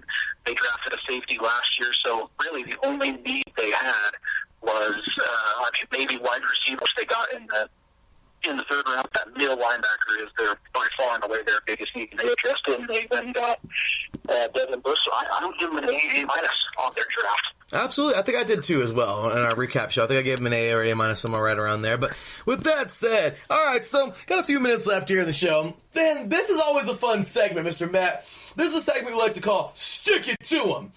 And what does that mean? Well, this is your chance right here. Of course, I'd love to have you back on the show. We'd love to have you back on the show all season long. But this is your chance to stick it to them. You can be nice. You can be respectful. You can be mean and ugly. You can do whatever you like, man. All thoughts, comments, opinions are their own here at IE Sports Radio, including the podcasters and guests. So do your thing, Mr. Matt. Talk about the rest of the AFC North, what you think they're going to do this year. And, of course, throw your Steelers in the mix, where you think they're going to finish. And give a final record if you'd like. If you don't want to, I understand. Some people are superstitious about that, and I understand. But other than that, Matt, the floor is yours, man. Stick it to them.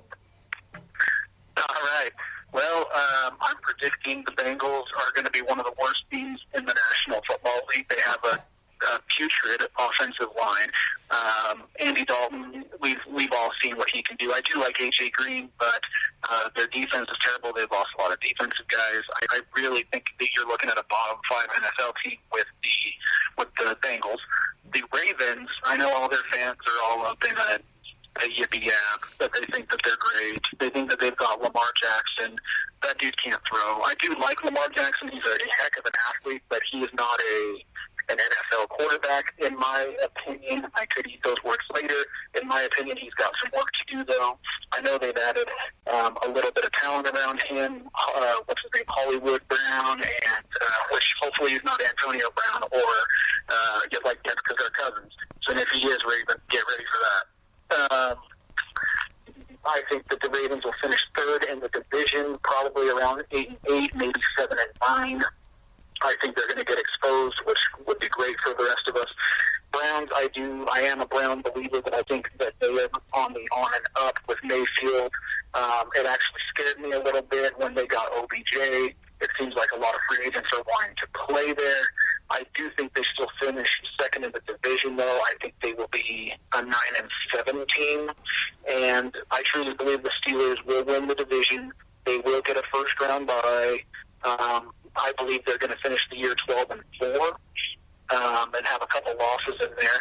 But after what's happened within the last year with the whole Le'Veon Bell and the whole Antonio Brown blowing the whole thing up, in my honest opinion about Antonio Brown is he really screwed the Steelers on the way out because they were going to send him to Buffalo for a first-round pick or a swap of first-round picks. And Antonio Brown told them, no, I ain't playing there. So he forced his way out. I know you're a Raiders fan, so I think he'll be on good behavior this year, but in 2 to 3 years, we'll remember each other on Twitter and see if I told you so. But he was a head case and a half, and I think it's just a matter of time before he, a headache again. But I think with everything that happened with Antonio Brown, with Le'Veon Bell, with Ben Roethlisberger getting a lot of heat, and really I don't think Ben did that much anyway, unless there's stuff behind the scenes that hasn't been revealed. He uses his local media show to try to, pump guys up, and he doesn't really say anything too bad. So I don't know what the media was freaking out about that, because usually you respond when you get called out, and Antonio Brown's the only one who apparently doesn't do that. But I think Ben is going to be motivated. I think that the Steelers are going to completely retool their offense because they have no choice. I think it'll be a run-first offense with James Conner, so I think James Conner is just going to pound it this year. And as long as he doesn't get hurt, because that's kind of what they were doing last year. James Conner was running wild. The Steelers' offense was doing good, and then he got hurt, and that's kind of when things went downhill. So, but luckily they've got Benny Snell Jr. now if that happens again. But anyway, long story short, because I know we're short on time, I think the Steelers finished 12-4. I think they're motivated by all the haters in the media that say that they're going to go downhill this year. They've got a top 5 offensive line they have the last few years, full of first and second round draft picks. That's it, man. I think that I think you're looking at an AFC championship team. Hopefully the Super Bowl, but I think they can get to I'm predicting AFC championship this year. Well, that is huge. You know what, man? You guys definitely have a motivated team. I'm telling you, it's true, man. The young talent there now, Juju, those running backs. I mean, Snell could get it. We don't know who's capable of, who's going to get in there and do their thing. Bush could have a huge year, his rookie year. I mean, there's so many question marks, but then so many at the same exact time. Good, reassuring picks in the draft and in free agency, pickups there. So I do right now. I'll tell you right now, the Steelers they're not going anywhere. It's going to be tough for me at the end of this show to pick who I think is going to win this year. And my gosh, the Steelers I've been picking the last couple of years. This year, I don't know. I was really kind of considering a change, but man, now you've wholly reassured the fact that this team is just an incredible team, and they just have so many pieces there.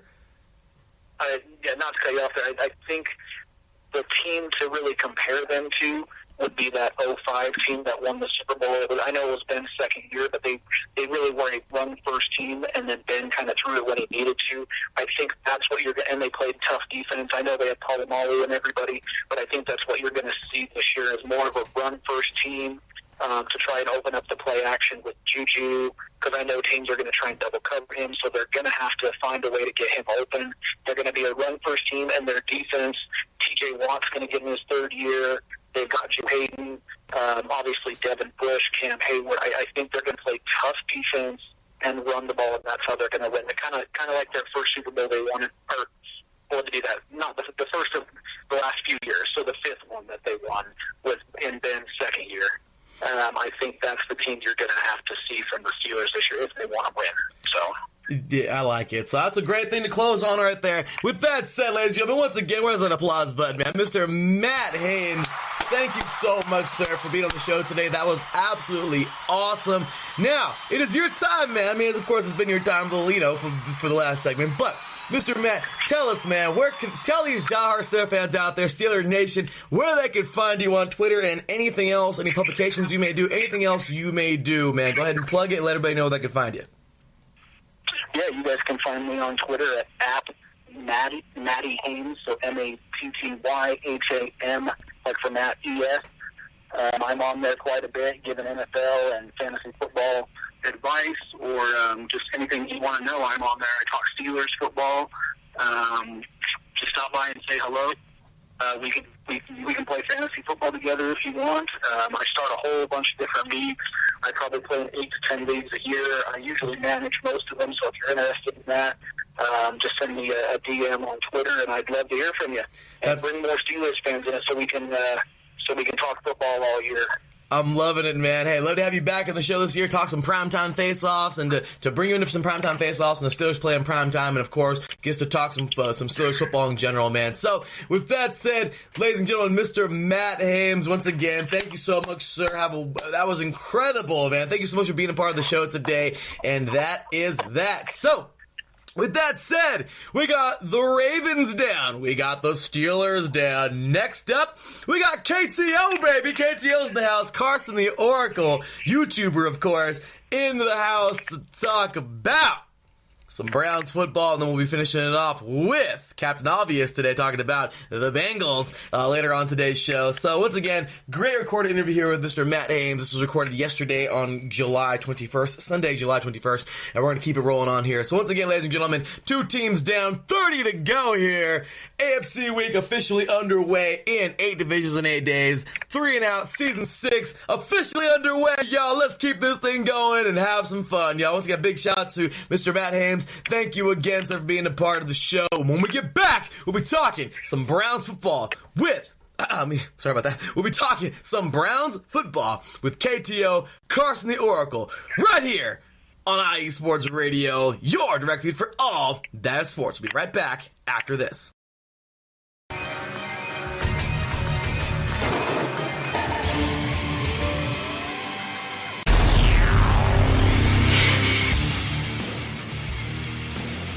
Wrestling fans in the podcast world, you are in the right place to listen to the right show, the premier show in the professional wrestling podcasting world. This is Ring Rambling Radio, and you are listening to one of the co-hosts. I am Martin Sandoval, a.k.a. the SoCal Saint, along with my 2 co-hosts, the lovely Felicia and my boy Matt. Yes, every Saturday or every other Saturday morning, you can listen to us, the premier wrestling team, giving you the premier wrestling news, rumors, updates, event discussions, everything that has to do with professional wrestling. You're in the right place. IE Sports Radio presents Ring Rambling Radio. Don't miss it, because it's just too sweet.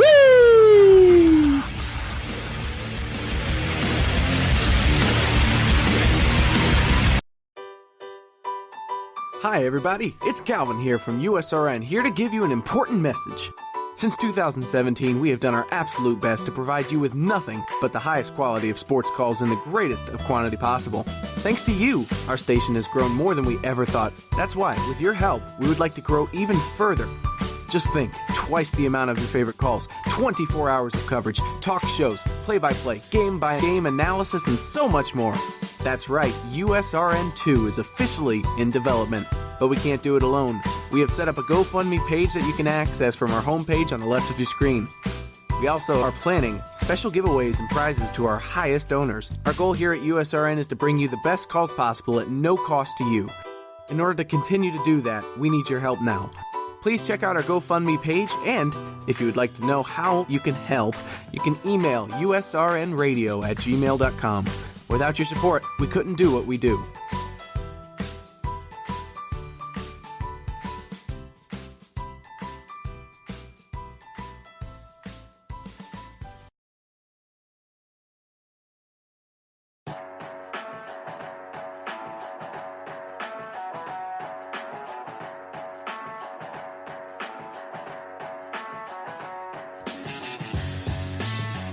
Two Wheels Wednesday is the place to come for all your motorcycle sports news every Wednesday on IE Sports Radio with myself, Matt White.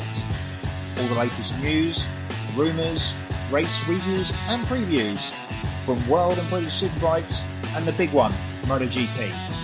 Two Wheels Wednesday, every Wednesday on IE Sports Radio, your direct feed for all that is sport.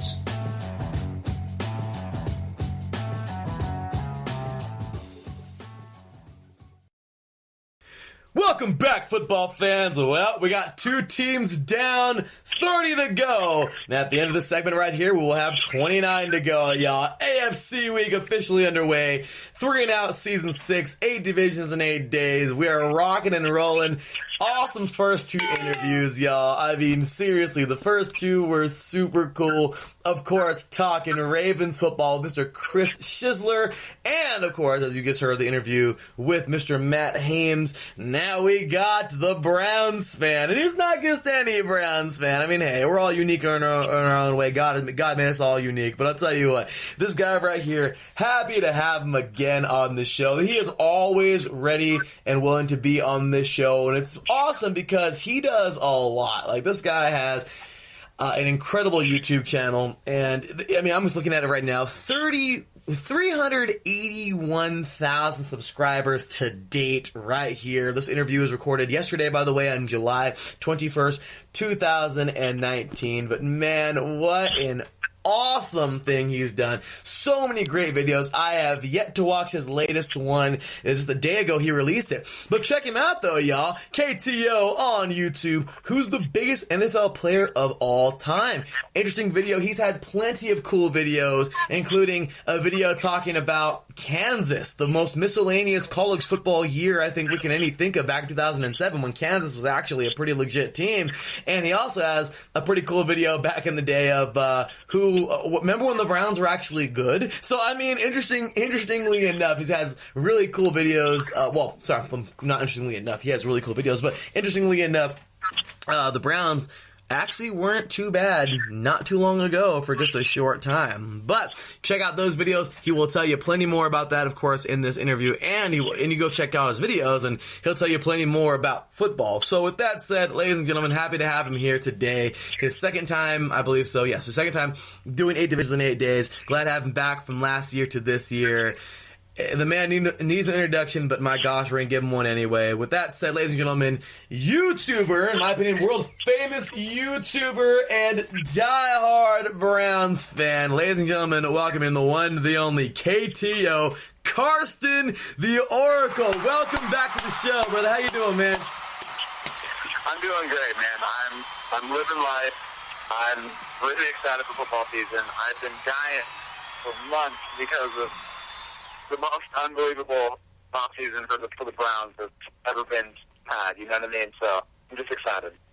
You and me both, man. Your Browns this year are something to be excited about. We just talked right now before the show, before we started recorded the segment, and you know, it's awesome to think after so many years of just depressing, terrible, crappy down years, the Browns this year you can actually say are competitive, and I mean, it's just awesome to think that your team is actually going to more than likely be a front runner this season. Yeah, no, it's crazy because every single year I convince myself that the Browns could be something. I mean, even the year that they lost every game, when they went 0-16, I had a feeling that they would do well. So, you know, I've been like that my entire life, very optimistic, and I don't feel like I need to now. I don't have to defend them because I think everyone knows they're going to be good. So, absolutely. It's a good time.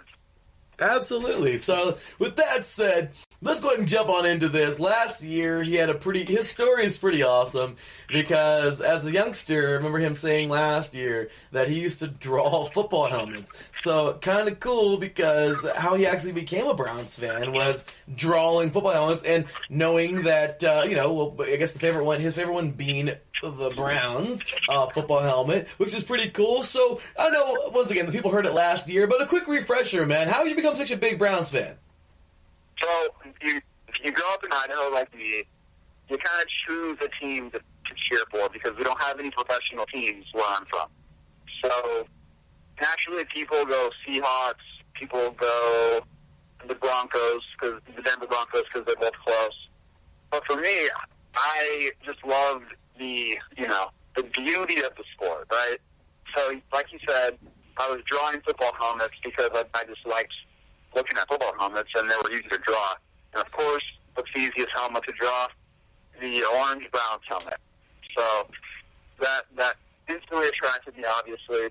And then I think right when I was, 2002-ish, right when I could really start to understand the sport better, I was 7, 8 years old, starting to play myself. And the Browns made a playoff run. They got to the first round, had a crazy playoff game against the Steelers. And ever since then, I had just been hooked. And with every year that they did so bad, I think I just latched on even more, because I was like, eventually they're going to get good. Eventually something's going to happen. And so here I am, 16, 17 years later, still waiting for something. But I think it's finally here. I can definitely agree with you, Mr. Karsten, that I think your days are finally here for being able to watch this team do something incredible. So with that said, awesome introduction. Let's get to it. So last year, the Cleveland Browns fans, I'm sure were actually a little more happier than the Browns were, because the Browns, if there was ever a chance, my gosh, last year's season was just awesome. So, talking about with the last two fans we've had on here today, the AFC North from last year. So, as we know, the Ravens took care of business. Google magic, y'all. I went and Googled it real quick. But the AFC North took care of it. 10-6, okay, getting their another division title. Steelers at 9-6-1, the Browns at 7-8-1, and the Bengals at 6-10. So last year, the Browns, oh my gosh, if there was ever a season where you guys are probably going to be like, my gosh, there were so many close games that were winnable. I mean, it was last season, but you also had some games that were, they were really close on both sides. Some games that you maybe should have lost, some games that you maybe should have won, maybe a mixture of the two. But I'll tell you what, the Browns certainly proved last year that if there is a backbone on this team, they have it now. So, great season in my opinion. I know it wasn't a quote-unquote winning season because there's more losses than wins. But go ahead, Carson. Take us through that season last year, or however you like to do it. But talk about the Browns last year and that season, and what is really just giving you hope for a better year this year. Yeah. I mean, talk about a roller coaster. We get the number 1 overall pick. Baker was my guy from the beginning. That was the guy I wanted out of all the quarterbacks. So I was excited. But we started with Tyrod, and the first 4 games of the season are just, I mean, I'm actually watching the highlights right now, just kind of rethinking about it, refreshing. And the first 2 games the Browns lost because they missed 4 field goals. And they missed 3 field goals against the Saints. They missed the game winner against the Steelers in Week 1, so they tied that. And then against the Raiders, they were up by 8 points with 4 minutes left, and then they got the ball back and then got a first down, but then they reviewed it and said that he didn't. And so I'm just watching this, instead of being 1-2-1, the Browns could have been 4-0. They really could have. And they would have made the playoffs.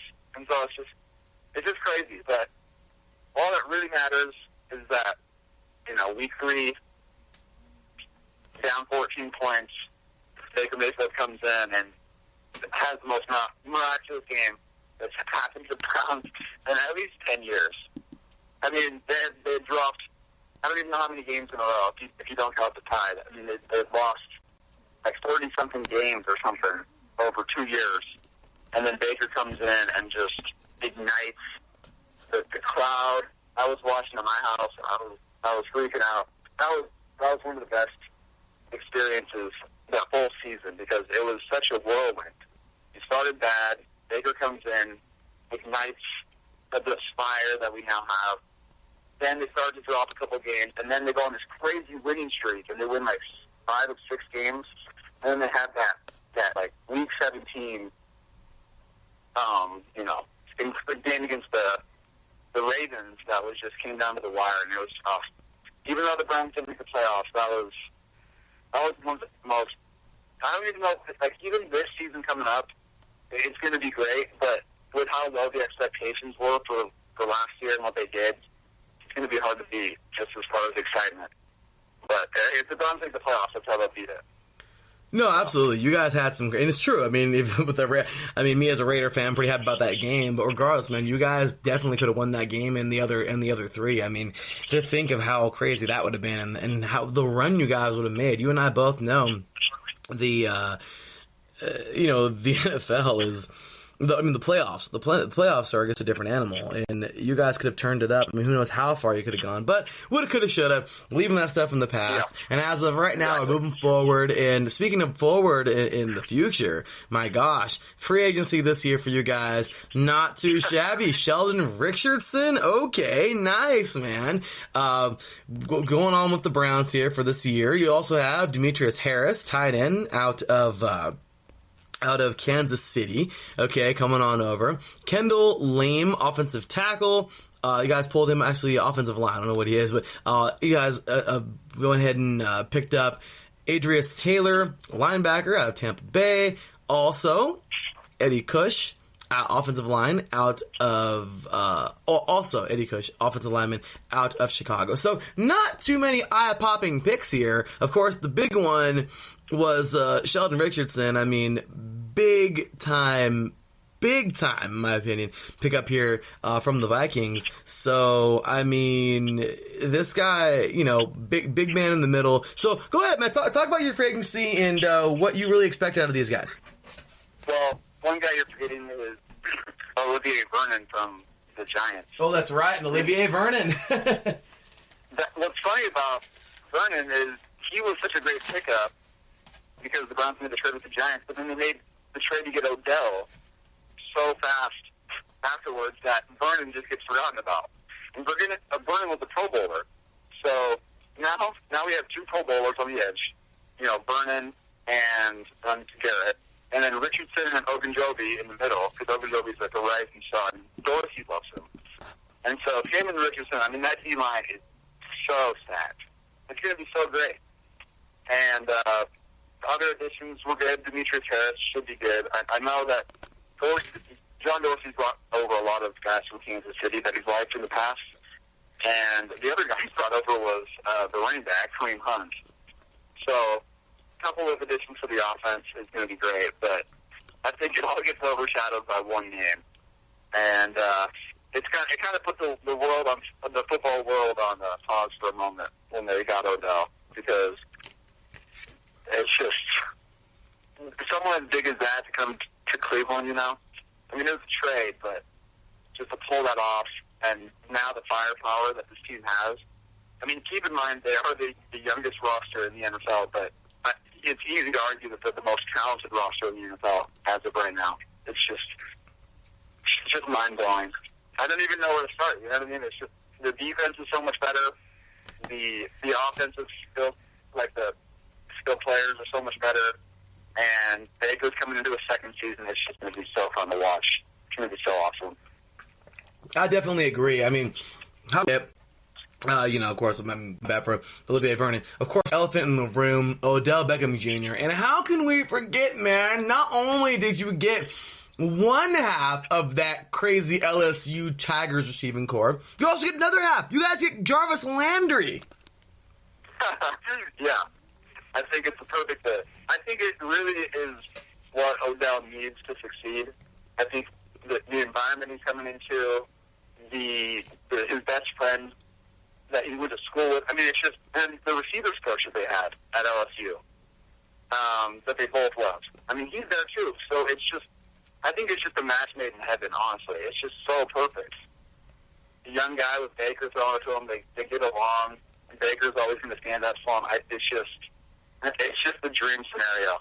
It really is. As far as talent-wise, I mean, whatever happens during the season, this will be the greatest Madden team to ever play with. If you play the upcoming Madden, it'll be the most fun team to play with. You're right, and honestly, Carson, this is kind of funny because this kind of team right here seems like it was made on Madden in franchise mode. Exactly, yeah. It's a team that you would create on Madden and be like, yeah, this would never happen. It's true. And it's like the Browns did some real life Madden stuff, man. And I love it because I love this because you guys have an absolutely, I mean, this team is so jam packed with talent. And you know, you're gonna hear this, Karsten. You know, you probably already heard it, but oh well, there's too much talent for their own good. Too many egos. Too many this. Too many that. At the end of the day, that's not everybody. And you know what? They can definitely work together. This team has so many big names, but my gosh, if they are able to pull together and play as a team, I mean, it is absolutely scary to think of how good this Browns team could be, just let alone this season. Well, I think the biggest thing that I'm so excited about is you take all these super freaks on the team, like Myles Garrett and Odell, and why it's so great for them is because now that they have so much talent around them, it makes it so much easier for them. You don't have Odell in New York where he's getting double and triple teamed because there's no one else to throw to, or Myles Garrett is getting double teamed because the defensive line isn't that great. I mean, you had it stacked all over the field. So those guys are going to be able to still make plays without. If you double Odell, Jarvis is going to be open, or David Njoku, or Kareem Hunt out of the backfield, and Nick Chubb is the guy that he's my favorite offensive player. I mean, he was unbelievable last year. He was like one notch down from Saquon Barkley as far as like stats. He just didn't play as many games, and so his stats don't his total numbers don't look as good. His yards per carry, his PFF numbers. I mean, he's a guy that's not even talked about when you're talking about the Browns hype, and he was unbelievable last year. So, yeah, it's awesome. Absolutely, and I'm so excited for this year and this Browns team. So, first things first, man, let's go ahead and jump on in to, what's coming up next. Let's go ahead and jump on over to the draft. And this is where things are just absolutely nutty. I mean, it's unheard of to have, well, it's not unheard of because, I mean, I gave the Browns the best draft the last 2 years. But this year, I forgot if I did. I know I gave them a pretty good grade. I think an A. But you let me know what you think about this, Karsten. But this past year in the draft, my gosh, no first round pick. But my gosh, it seems like you guys still won in the draft too. Okay, in the second round, we pick up another guy out of LSU. Okay, I don't know what your fascination is with LSU, the Tigers. But I mean, my gosh, Greedy Williams, man. Corner out of LSU. You add another piece to that secondary. I am loving this pick. Then you went in and pick up, looks like Sion, I don't butcher his name, but Sion, Taki, also linebacker out of BYU, okay? This dude right here, proven to be actually a very agile tackler. I remember hearing about him in the combine, well, actually in the draft. Sheldrick Redwine, safety out of Miami. Miami isn't the Miami they used to be. We all know that. But guess what? Miami's, they definitely are a better Miami than they have been in previous years. And this guy right here has seemed to have been, somebody to be a pretty nice piece of this defense, of course, being an NFL pick and everything. So, also, Mack Wilson, linebacker out of Alabama. I think you always know the majority of the time you're going to get quality with an Alabama pick. Okay, pretty good linebacker there. Austin Cyber, I remember seeing this guy in so many big games for Oklahoma. Pretty dang good kicker, man. Get him in the 5th round. I like that pick a lot. Drew Forbes, offensive lineman out of Southeast Missouri State. And Donnie Lewis Jr., corner out of Tulane. Don't know much about those last 2 picks, but regardless, man, overall, I think I still give you guys an A, or even maybe even a B+, A-. I'm going to give you guys a solid A because you guys still happen to win. You won free agency for dang sure, and then in the draft, you still pick up some guys that are going to be able to help. Carson, talk about your draft, man, and give us a grade if you'd like. So taking it back to other drafts, right? Every single NFL draft for the last, I don't even know, 10 years, it's been such a big deal because the Browns will have, a top 5 pick, and then they'll have 2 first-round picks, and then a high-up second round. So essentially 3 first-round picks with a top 10 or top 5 pick every year. So just how much was, riding on the draft every year made it so it just mattered almost too much. It was, scary because the draft is, is one of those things where a lot of players don't work out. So I think what's so great about this draft is guys like Greedy, guys like Taki, Matt Wilson, those are guys I really like. But the most important part is it's just depth. The Browns aren't asking for these guys to be great from day one. Greedy is just a freak athlete, and he's a little raw, but he's not going to be asked to go start right away because you have Denzel Ward, Pro Bowl rookie last year. You have Terrence Mitchell, who was playing like a beast before he got hurt. You have depth. And so these guys are just going to be able to kind of find their roles and not – it's like if these guys don't work out, it's not even a big deal. That's why it's so great. That's why this draft is so good. Because Matt Wilson will be a good, fill-in linebacker.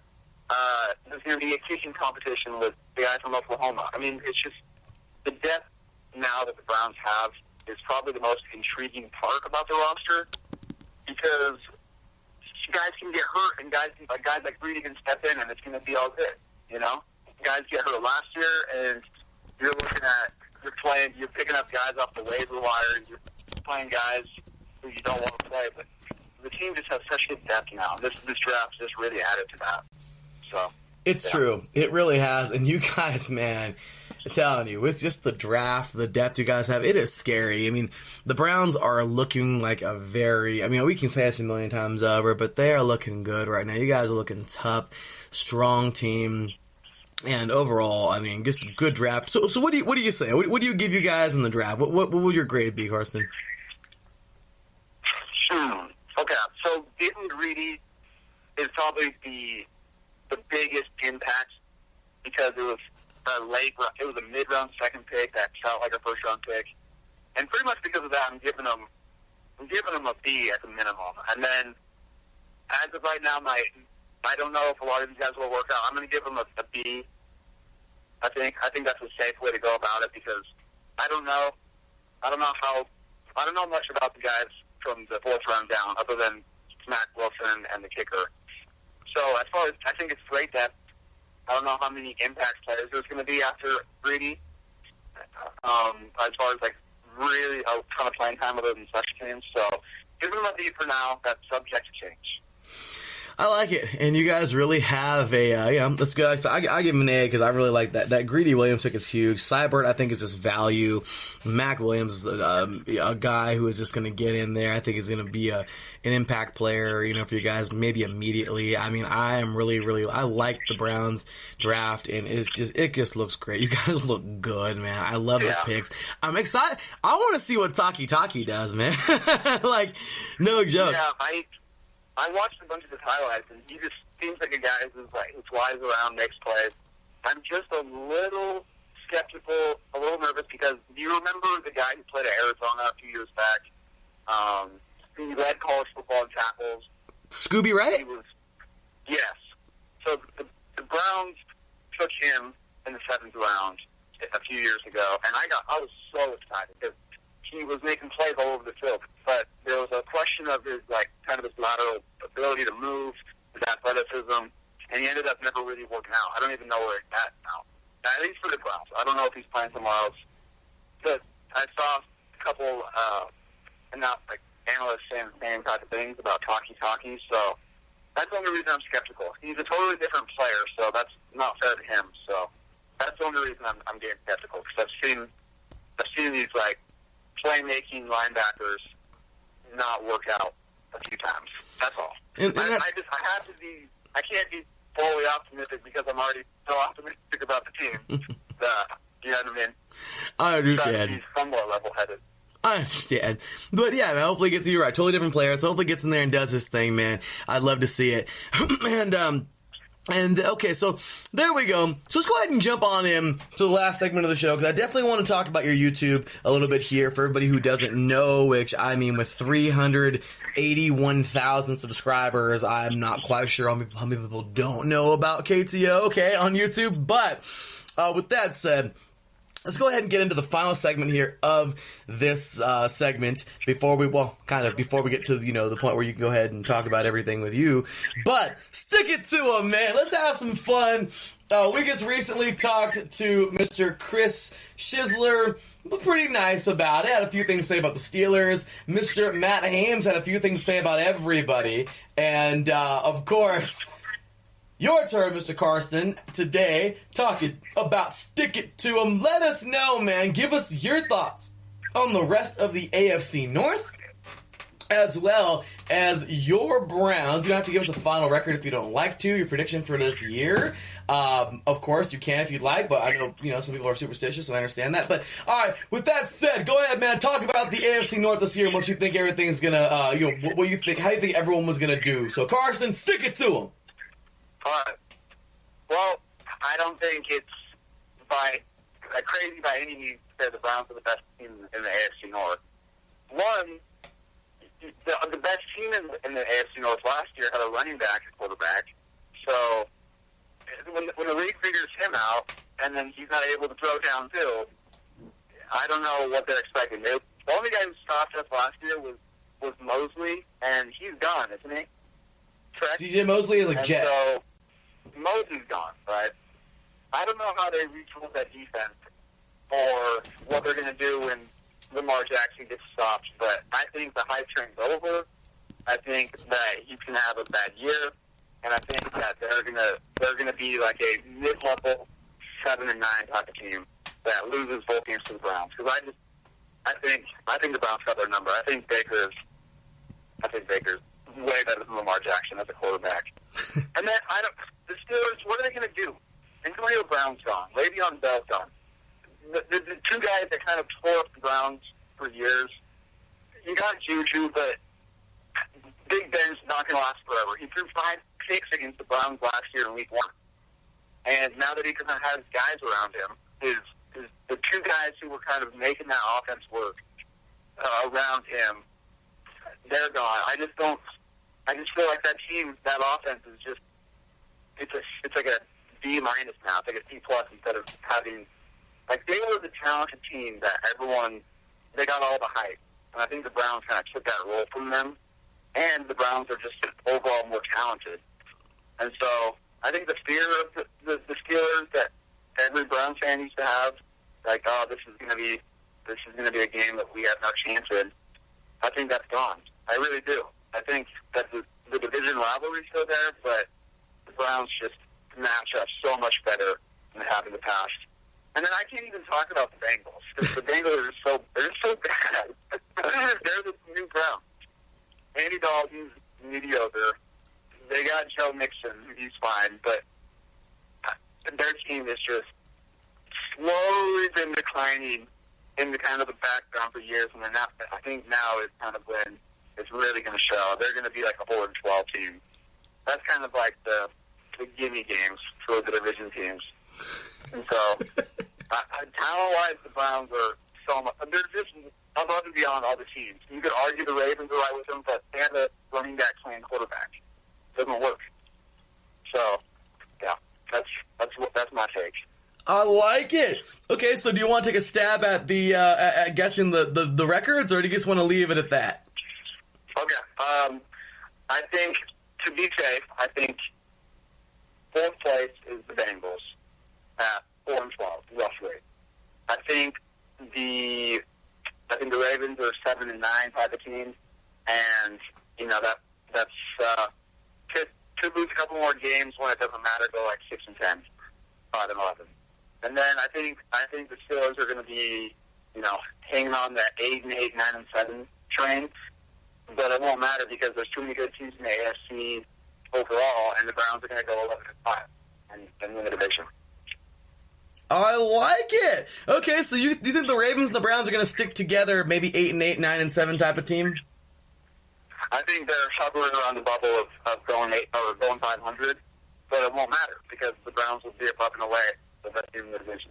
I like it. Look at that, y'all. Let's get Carson the Oracle, man. KTO just coming on in here and giving it to y'all, man. I'm telling you, this man has so much to be excited for with these Browns. I mean, just such a great team moving forward this year. I'm really excited to see. I'm very excited to see how well they do, and super excited for that. So, with that said, we got about 5 minutes left here, and I want to make sure I really give you the proper plug, man, because you are. I'll tell you, that's the reason I found you on YouTube. Didn't even know if you would respond, but you did. You've been on the show the last 2 years, man. I couldn't appreciate it more, taking time out of your busy schedule. We had a show with you talking about just, being an athlete, of course. You running track at Sacramento State a couple years back. Also, you being just, a YouTuber and turning on over to that, and, doing your thing on YouTube and just, all the awesome stuff you do, man. So with that said, Carson, go ahead, man. Give yourself, plug yourself. Let these diehard Cleveland Browns fans know where they can find you. Let the Dog Pound know where they can find you on Twitter and anywhere else, of course, YouTube. And go ahead and talk a little about your YouTube channel and your latest video that I've still got to watch, actually, probably right after this segment, man. Okay, yeah, so been doing YouTube for about 3 years, coming up on 3 years, actually. And, I'm just a mother of the game of football. So, former college athlete, I did track in college, played high school football. I just love history. I just love talking about sports history, and particularly football. So, if you like anything that is related to, NFL stories that you may not know about, my new series is kind of the biggest, who's the fastest, who's the strongest. It's kind of going down that route of, the most extremes in NFL history. And so far it's getting some good attention. So if you like that kind of stuff, you can find me at simply KTO on YouTube. And I use Twitter here and there, and I'll give updates for stuff. And especially during the season, I will be ranting about the Browns every week. And you can find me at official KTO on Twitter. But yeah, right now I'm just starting this new series. I'm trying to get onto about every Thursday or Friday uploading a video, and mostly football history and maybe a little more Brown talk as the season comes by. So yeah, that's where I'm at right now. Like I said, football history, maybe a little bit of NFL conspiracy type stuff coming up. We'll see. Well, I like it. Great stuff as always. Where's the applause button now, y'all? Ladies and gentlemen, once again, KTO, Carson the Oracle. Hey, man, thanks again for being on the show. That was an incredible interview as always, man. It was great last year. Great having you. And, hey, I just spoke to Mr. Matt Hams in the last segment. I don't know if you heard it. Of course, didn't hear it because this was an interview, but in the live show, you'll hear it coming up tomorrow, which is, of course, today, July 22nd. We're just all over the place recording interviews. But, yeah, I spoke to Mr. Matt Hams. And he said he'd love to take you on in a primetime face-off coming up in November when your Browns take on the Steelers in primetime. What do you got to say about that? Yeah, I'm with it. I'm sure that'll be a very good matchup. That's going to be exciting. So I'm down to talk when that time comes. Hey, so am I. Well, of course, co-hosting the show, but I'd love to hear that. That'd be awesome to have you guys going at it. Hey, man, respect all the way around, but hey, it's a division rivalry. Awesome stuff there. Definitely looking forward to it. So, with that said, y'all, once again, Mr. KTO, Carson the Oracle. Seriously, this has been a great show so far, and we got one more team to go, y'all. So that is now 3 teams down, 29 to go. One more to go for today. AFC week officially underway. 8 divisions in 8 days. The season 6 premiere of 3 and Out. That's how we do it here on IE Sports Radio on 3 and Out, y'all. We have an 8 episode season premiere. So when we get back, we'll be talking to Captain Obvious about his Bengals, last team of the day. We got the Ravens out of the way, got the Steelers out of the way, got the Browns out of the way. Now it's off to the Bengals, and we'll be heading on over to the AFC West tomorrow. So, of course, stay tuned for the end of today's show. Myself and my colleagues, Mr. Mike Pat, Mr. Kyler Reynolds, and Mr. John Felipe will be talking about our overview of the AFC North, what we think for this year. And, hey, so just stay tuned, y'all. It's going to continue on with Mr. Captain Obvious right after this break. Once again, you are listening to 3 and Out, 8 divisions in 8 days, AFC Week, AFC North Edition, right here on IE Sports Radio, your direct feed for all that is sports. We'll be right back after this.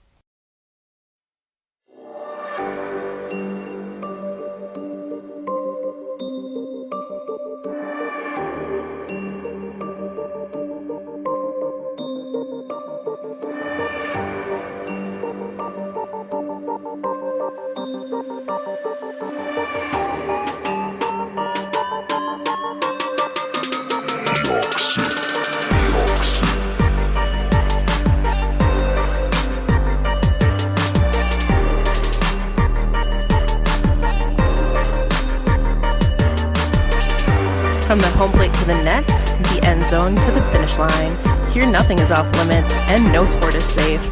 Not what it seems with your host Caitlin Seam, bringing you sports like you've never heard before. Catch me Thursdays at 5 p.m. Eastern, 2 p.m. Pacific, right here on IE Sports Radio. The only question is, are you ready?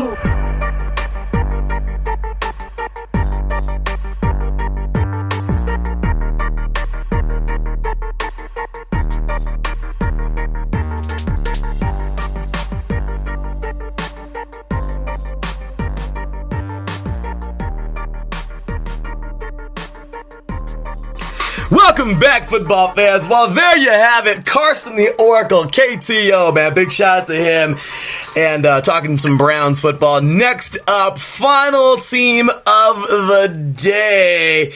We have the Cincinnati Bengals, the team that every single one of those guys ripped on, kind of. And, well, guess what? We got a fan all the way from Ohio to talk about his Bengals on right now. Ladies and gentlemen, talking the fourth team of the day, of course. After this team left 28 teams to go in the NFL. So happy to have this guy on. Seems like a super diehard Bengals fan. And it's just an absolute honor to have this guy on. Ladies and gentlemen, without further ado, welcoming the one and only diehard Bengals fan, Captain Obvious. How's it going, man? How you doing today? Hey! Of course, we're saving the best for last. I love it. I love it. Well, hey, man. Best for last. Here we go. I love this, man. Always great to have diehard fans, and that's what iSports Radio is all about, man. By the fans, for the fans, you know? Absolutely. So, here we go. So, this is his first time on the show. We got another first time here. Glad to have him on. Hopefully, you'll be on for many more times to come. So, let's start things off, Mr. Captain Obvious. How are we doing this, man? How did you become such a diehard Bengals fan? You know what? It's going to be two parts. I grew up actually in Tennessee. When I moved down there, that was the year that they were in the 88 Super Bowl. And I was a kid, had never watched football in my life, but grew up a Garfield fanatic. So all these kids are saying, oh, Bengals suck, Bengals suck. I bet 25 cents on the game. I watched the Super Bowl, obviously the heartbreaker. Been a fan ever since. The stripes on the helmets, the Garfield connection, probably the weirdest story you'll ever hear about becoming a fan, but that was it. Then, so many years being a fan, I became Captain Obvious, kind of as a joke. Some buddies at a tailgate, the guy that runs Bengal Bomb Squad, Big John, he got me involved, roped me into a Microsoft commercial. Everybody is dressed up crazy. And I'm like, you know what, I can't be that dad guy with the cargo pants and the jersey, so I got to think of something. The choices were, everybody tells me I look like Captain Obvious, or shave the beard and goes Pee Wee Herman. Oh. So my wife obviously let me pick Captain Obvious, saved my marriage, and I've been Captain Obvious ever since. I love that. Saved my marriage, and I've been Captain Obvious ever since. Well, I think the Bengals Pee Wee Herman would have went over too well. Oh my gosh, the applause button has been hit, sir, for you and your wife. That is awesome. So, ladies and gentlemen, Captain Obvious, that's how he became such a diehard Bengals fan, and here we go. So, first things first, Captain Obvious, once again, talking to Captain Obvious of the Bengals here. Of course, well, diehard Bengals fan, that is, not of the Bengals, but, diehard Bengals fan. First things first, 4-12 record. My gosh, the Bengals. had another Oakland Raider type of year. I can say that because that's my team. I don't care. I bash the Raiders, whatever it is what it is. We'll find out tomorrow if I have anything nice to say about them on the AFC West show. But as of right now, we're on the AFC North. Talk to us, man. You guys finished 4-12 last year, not the season you wanted. So many years of going one and done in the playoffs. I mean, talk about last year and kind of what you thought about the entire season as a whole. Well, we won a few more games than 4. Oh, that's right, 6-10. I'm sorry, 6-10. I am so sorry. Good. Cheat me already here. I know. I was thinking of my terrible Raiders. I'm sorry. I know people are gonna hate it. Again, some fans don't like the word. I've had people argue with me about it, but 2018, the one word that comes to mind is injuries. It was absolutely devastating. We actually had a good, promising season, a surprise. Everything was clicking. I think the passing offense was 7 in the league. I know NFL.com power rankings, weeks 5 and 6, we were number 7. And then we fell to number 10 after the close loss to the Steelers. Now, that Steelers game, we were without Bernard, Eifert, Croft, Glasgow, Price, Ross. We had William Jackson III dinged up. We also had Denard and Vigil hurt in game. We were already hurting, and it was a one-score game at the very end, which, by the way, Andy Dalton almost had another fourth-quarter comeback. So NFL.com had us ranked top 10 before all the injuries hit. Obviously, after that, wheels fell off. We lost A.J. Green. We lost Dalton. Football Outsiders, I don't look at the adjusted games lost metric that they track, but Bengals have been hit hard the past 2 years. After having 2015, 2016, we had a lot of luck. The rest of the guys in the division, I think the Ravens were number 1. The Browns and Steelers were both also top 10 in luck and injuries, and we have not had that same luck. But there were some bright spots. We had, Dalton's improvement.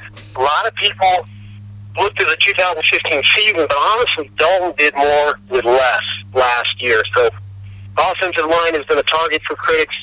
Dalton still hung in the pocket. He led the division according to Pro Football Focus in pocket passing.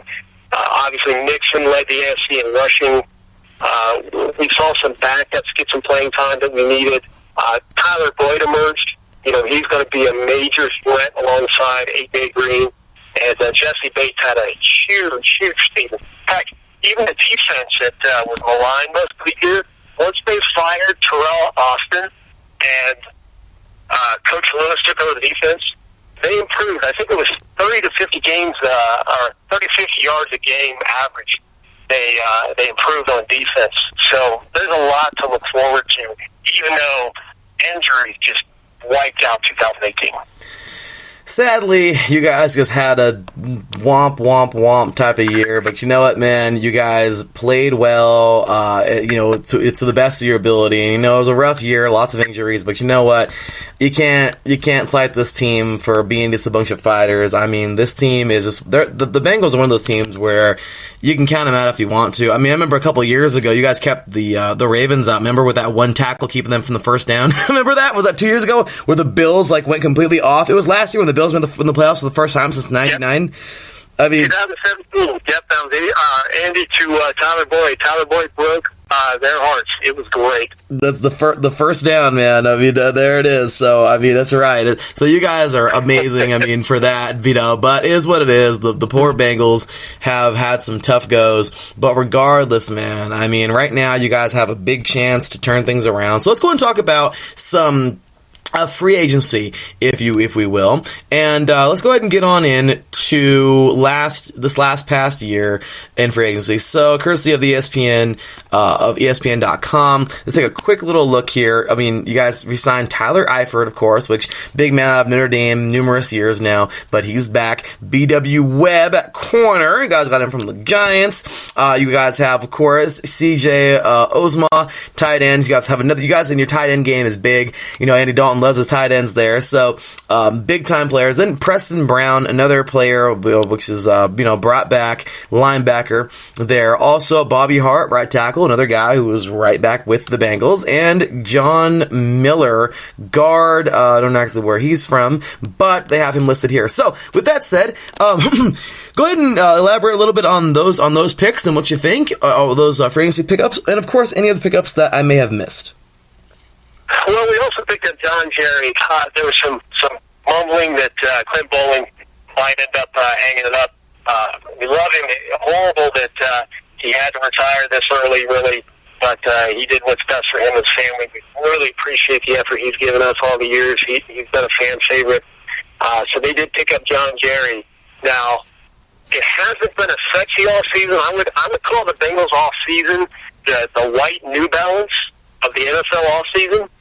You know, it's not sexy, but it's effective. You need them.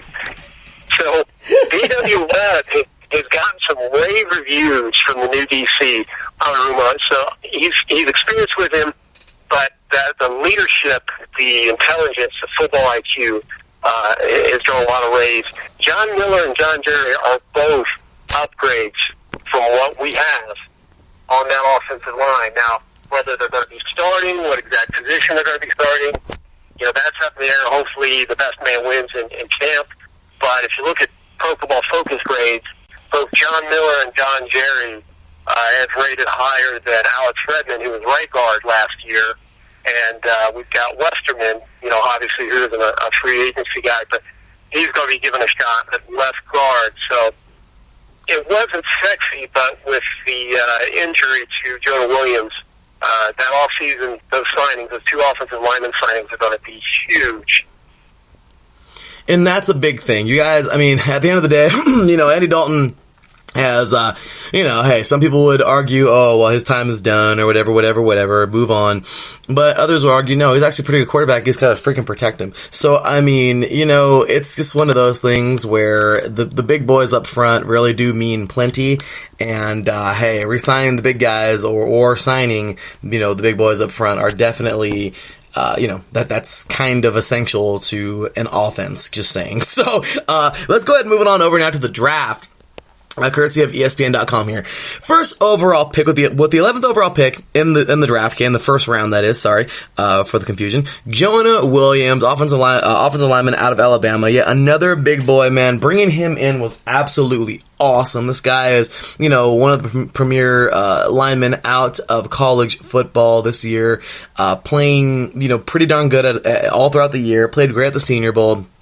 And tough customer. Yes, he had his days where he wasn't, you know, I mean, we all have our days is what it is, but not too shabby of a season. Looked pretty darn good there. Looks to probably be an immediate starter. Then you guys had a second round pick in Drew Sample, tight end out of Washington, yet another tight end. You guys, as I'm telling you, I don't know what it's like tight end central over there. I remember when you guys picked up Jermaine Gresham out of Oklahoma, you know, a few years back. I mean, you guys, Tyler Eifert, I mean, you guys just, I don't know what it is, tight ends over there. But Jermaine Pratt, outside linebacker out of NC State, seems to be a pretty good player here. A guy that I absolutely thought was the best quarterback in the Senior Bowl. John Gruden loved him. Yeah, he had more Raider stickers on his helmet. Like, I mean, this guy looked amazing. I liked him a lot. You know, some people may say he may just succeed. I mean, well, he will succeed him if he stays, but some people are thinking, or some people probably think that he could maybe overtake, which I don't think that's going to happen. I think Andy Dalton is the guy, but just me thinking, trying to throw some, you know, just some juicy information out there, try and make something kind of happen. But I like this guy. Ryan Finley is a monster. He is oh my gosh, I loved watching him play in the Senior Bowl. Great quarterback out of NC State.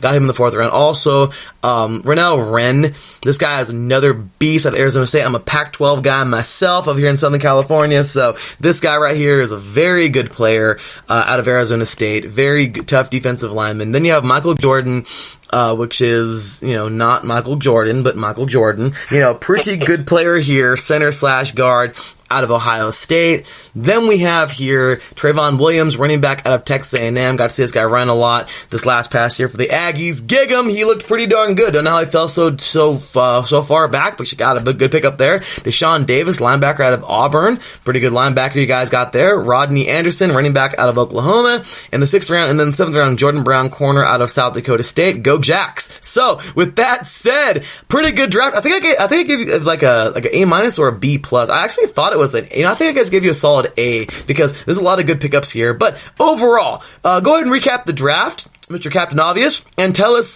give us your grade for this year.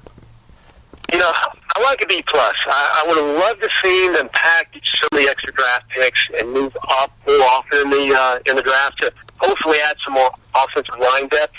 But you know what? I'm not psychic. I might be obvious. No one knew that Joe Williams was going to get hurt, so now it's easy to say. I know they were absolutely ridiculed for the pick and drew sample. Kind of came out of left field, but internally it sounds like that there were a lot of teams that had him high on the board, and Coach Zach Taylor wanted to make sure he got his guy. So Drew Sample has very underrated hands.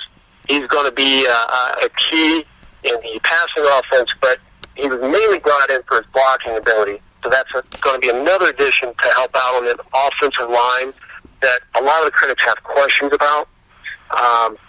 We've got Pratt's coverage skills, from what I read about, is going to help improve some of the problems that we've had with linebackers covering tight ends. So we should be able to hopefully solve that this season. Obviously, you talked about Ren. He's a beast. The most interesting battle that I see in camp is going to be Travion Williams and Rodney Anderson at running back.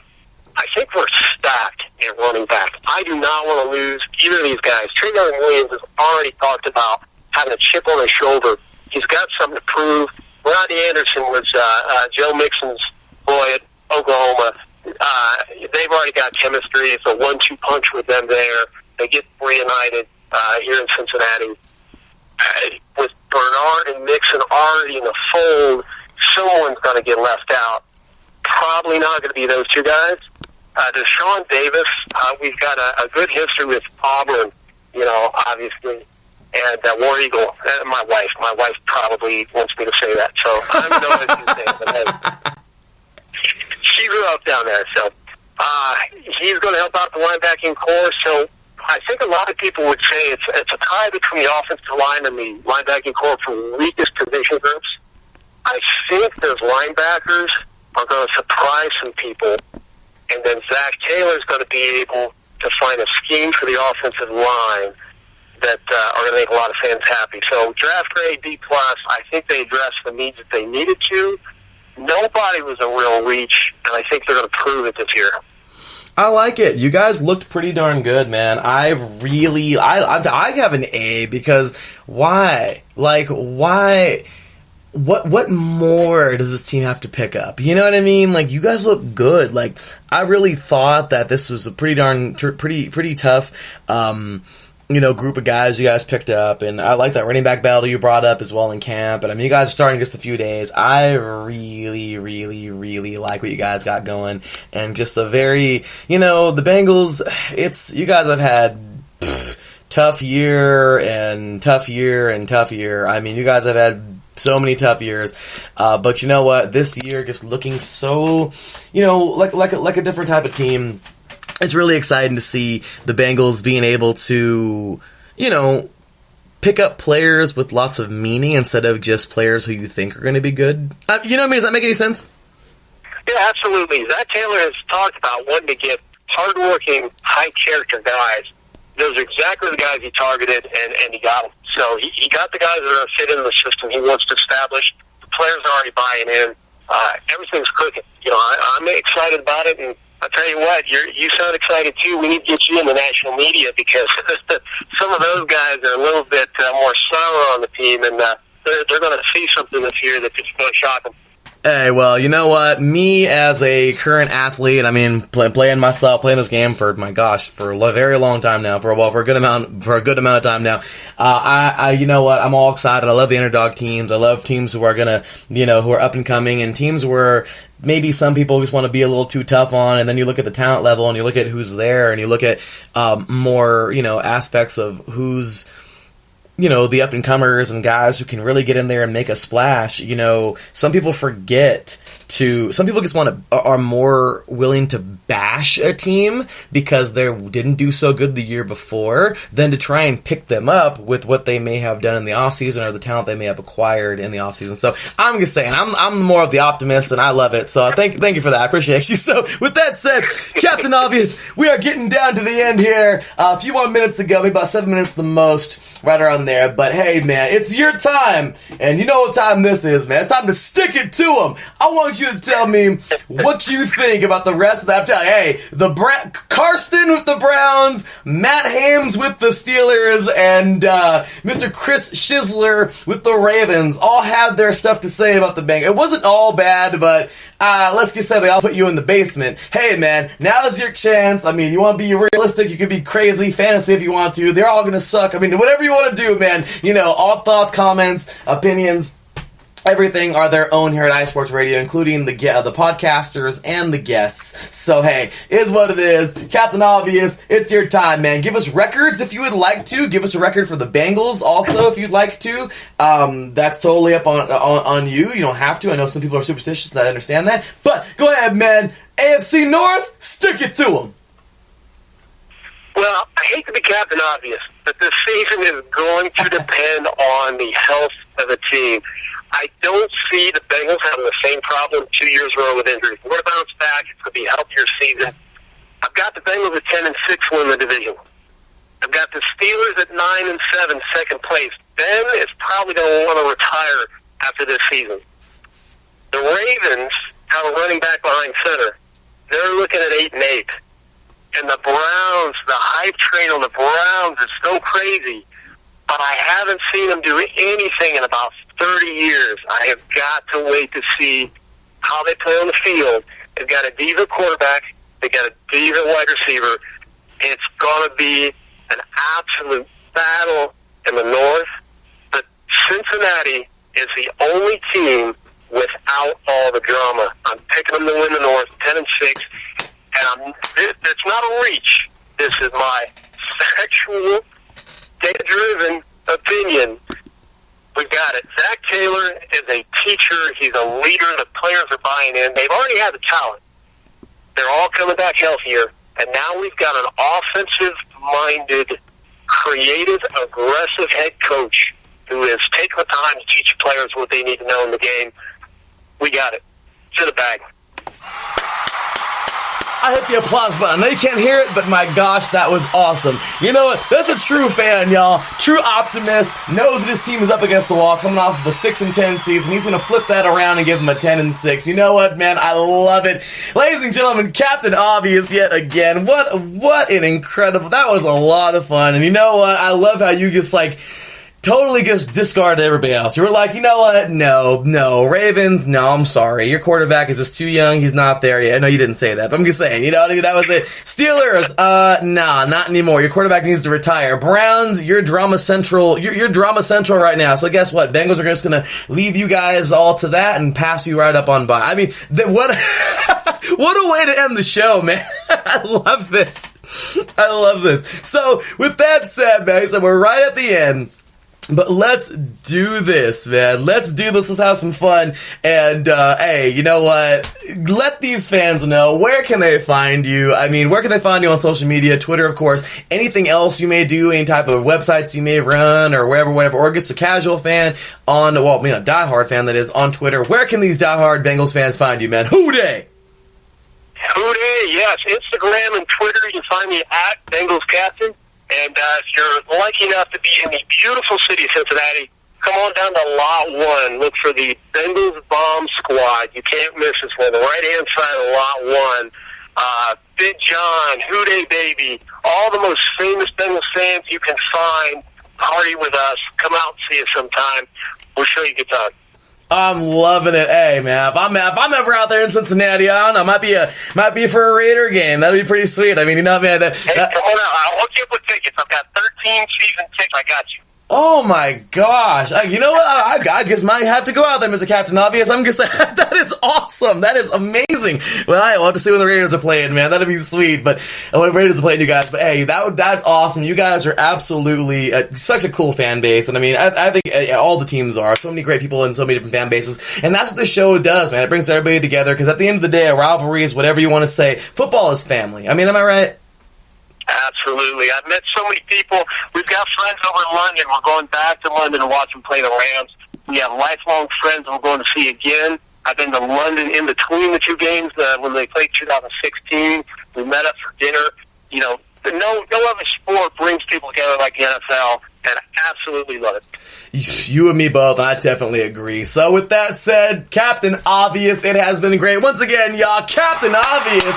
Hey, go check out the Bengals Bomb Squad. I love it, man. Bengals Bomb Squad, man. Yeah, I like that. I like the sound of that. So, hey, man, thank you so much for your time today. I look forward to having you back on the show many, many more times. And, hey, man, thanks again for lending your time to us today. That was a really fun interview.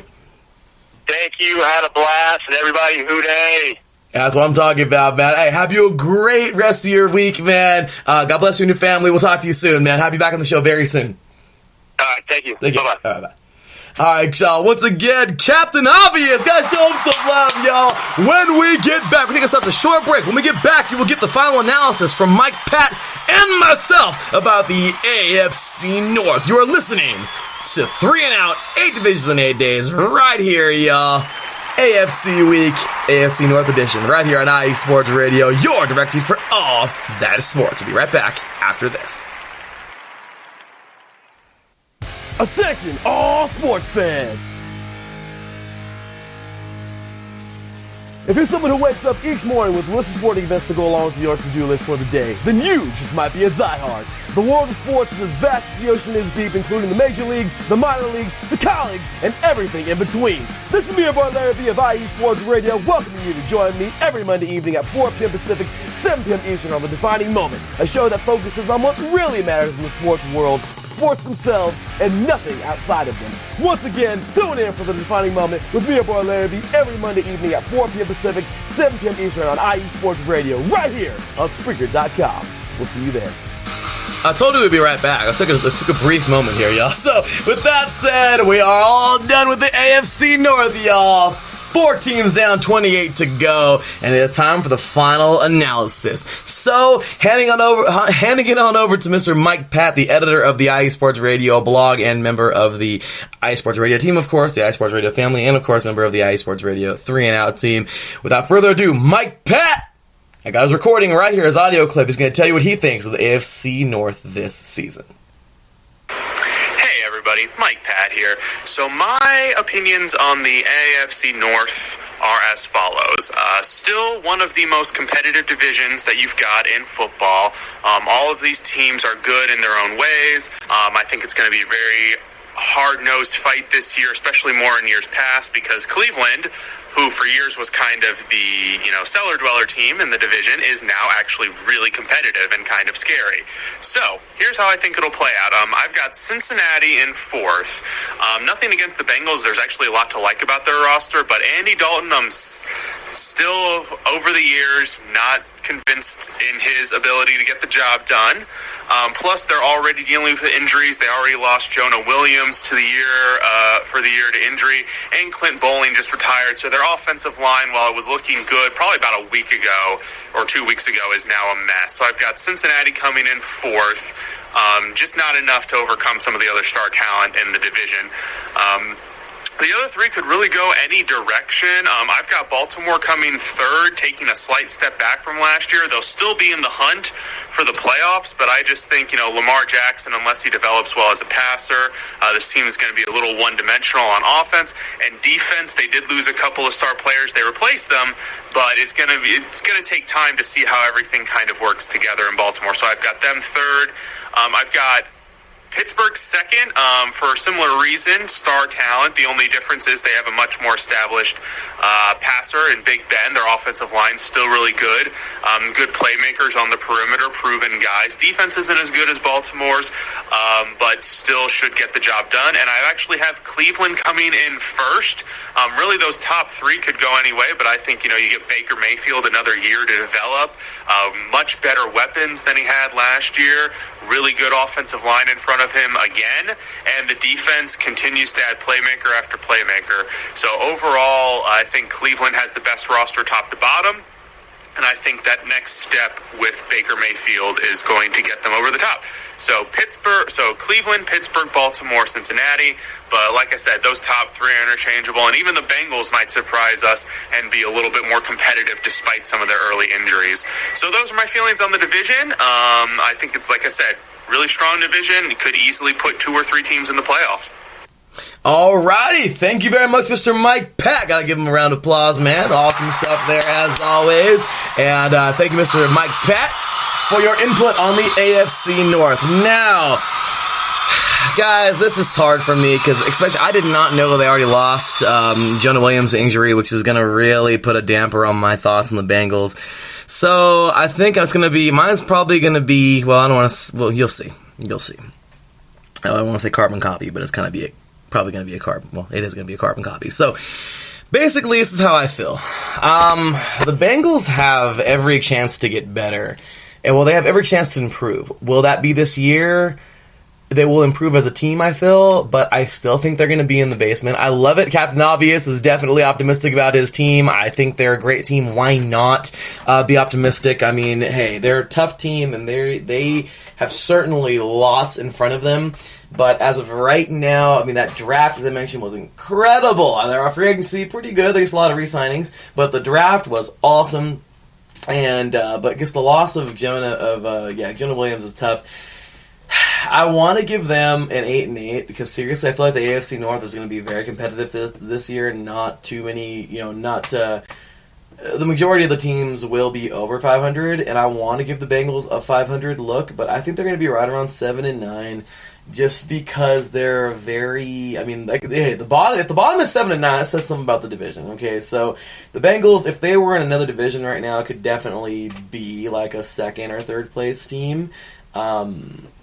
Maybe even a 9-7 in another division, but right now with the Browns being the team that they've turned into, with the Steelers being the team where we don't really know, like there's so many question marks on that freaking roster, it's not even funny. But it could really, that could be different. It could be a very interesting conversation for the Steelers as you heard myself and Matt Hames mention. And then you have the Baltimore Ravens, who, shiny new quarterback, and this kid Lamar Jackson, I don't know, I like him. I think he can really lead this team. Defense is not necessarily revamped, but they're getting back to that defense of the Baltimore Ravens that we all know.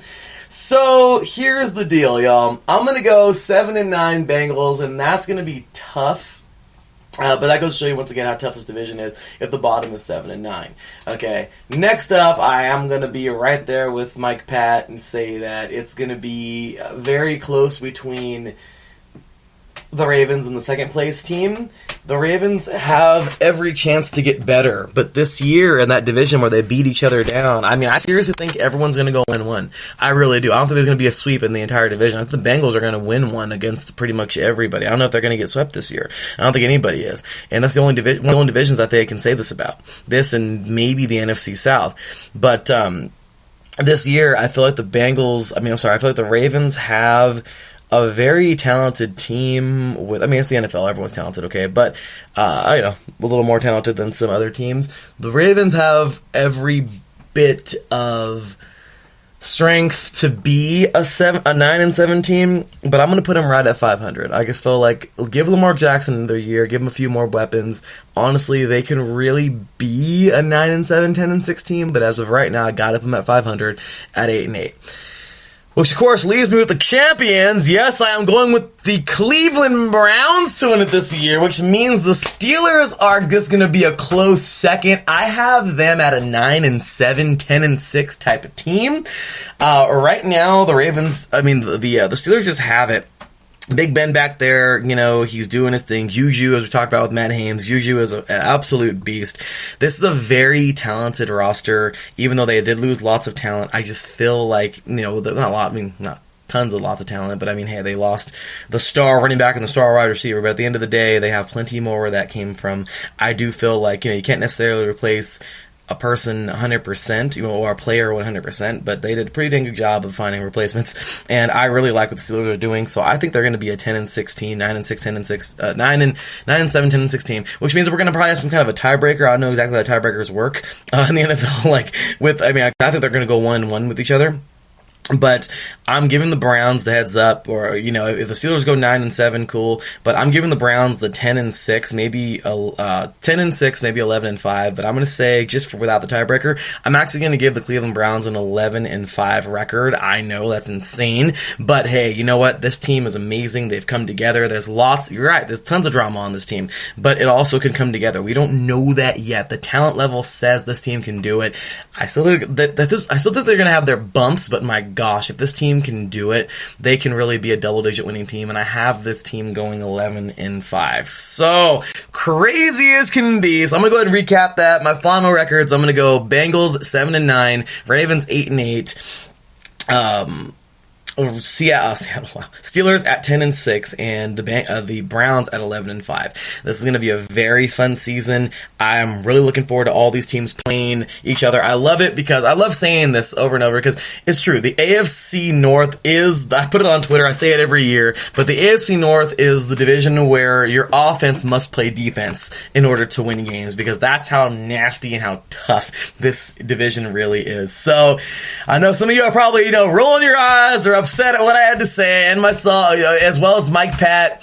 But hey, you know what? My bad. I mean, it is what it is. It's a realistic look from my opinions. You're gonna hear what I gotta say tomorrow about the AFC West. So anyway, with that said, y'all, we have made it through one show. Yes! One show down, 7 to go. One division down, 7 to go. 4 teams down, 28 to go. And we continue tomorrow with the AFC West. We got the Chiefs. We had a great interview yesterday with Mr. Reed Black. That was a fun interview. I also talked to Mr. Reed Black, of course, as I mentioned, Chiefs fan. We will be talking live to Miss Lori, myself and the Phils, Phil Robinson and Phil Robinson III and Phil Jones will be talking Raiders, and of course Micah, a guy that I met through Miss Stephanie. Remember, go follow her, go follow Miss Stephanie, Beauty and the Bolts for the Chargers. But awesome stuff there. And Mr. Michael will be joining us. Mr. Michael will be joining us to talk about the Chargers. But hey, y'all, with that said, that is it for me. Cue the music, cause we're out of here, y'all. Let's get this. It's gonna be fun. It's gonna be a fun season. It's gonna be a fun season, y'all. That will do it for the AFC North this season in the Season 6 premiere of 3 and Out, 8 divisions in 8 days. AFC Week has officially begun, y'all. AFC North down, AFC West, AFC East, and AFC South to go. Here we go, y'all. Full speed ahead to the next episode tomorrow. I'll see you at 11 a.m. Pacific Time, 2 p.m. Eastern Time. We will see you then. Until then, y'all, take care. And as always, God bless.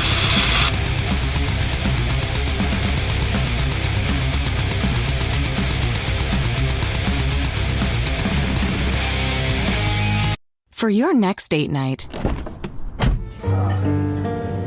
or client breakfast, whether you're heading to the airport or your anniversary, no matter the event, black is always in style. The all-new Uber Black now offers premium vehicles, highly rated professional drivers, and even the ability to request a quiet ride. Uber Black. Predictably premium. We see the news that teen vaping's on the rise, but teens see something else. Internet videos that talk up fun flavors and downplay the dangers of nicotine. How can parents talk so kids will listen? Use facts. 1. Nicotine can rewire teens' brains. 2. It can make kids more anxious. 3. Changes to the brain can be permanent. So even when it tastes like candy, nicotine is brain poison. Go to flavorshookkids.org for more.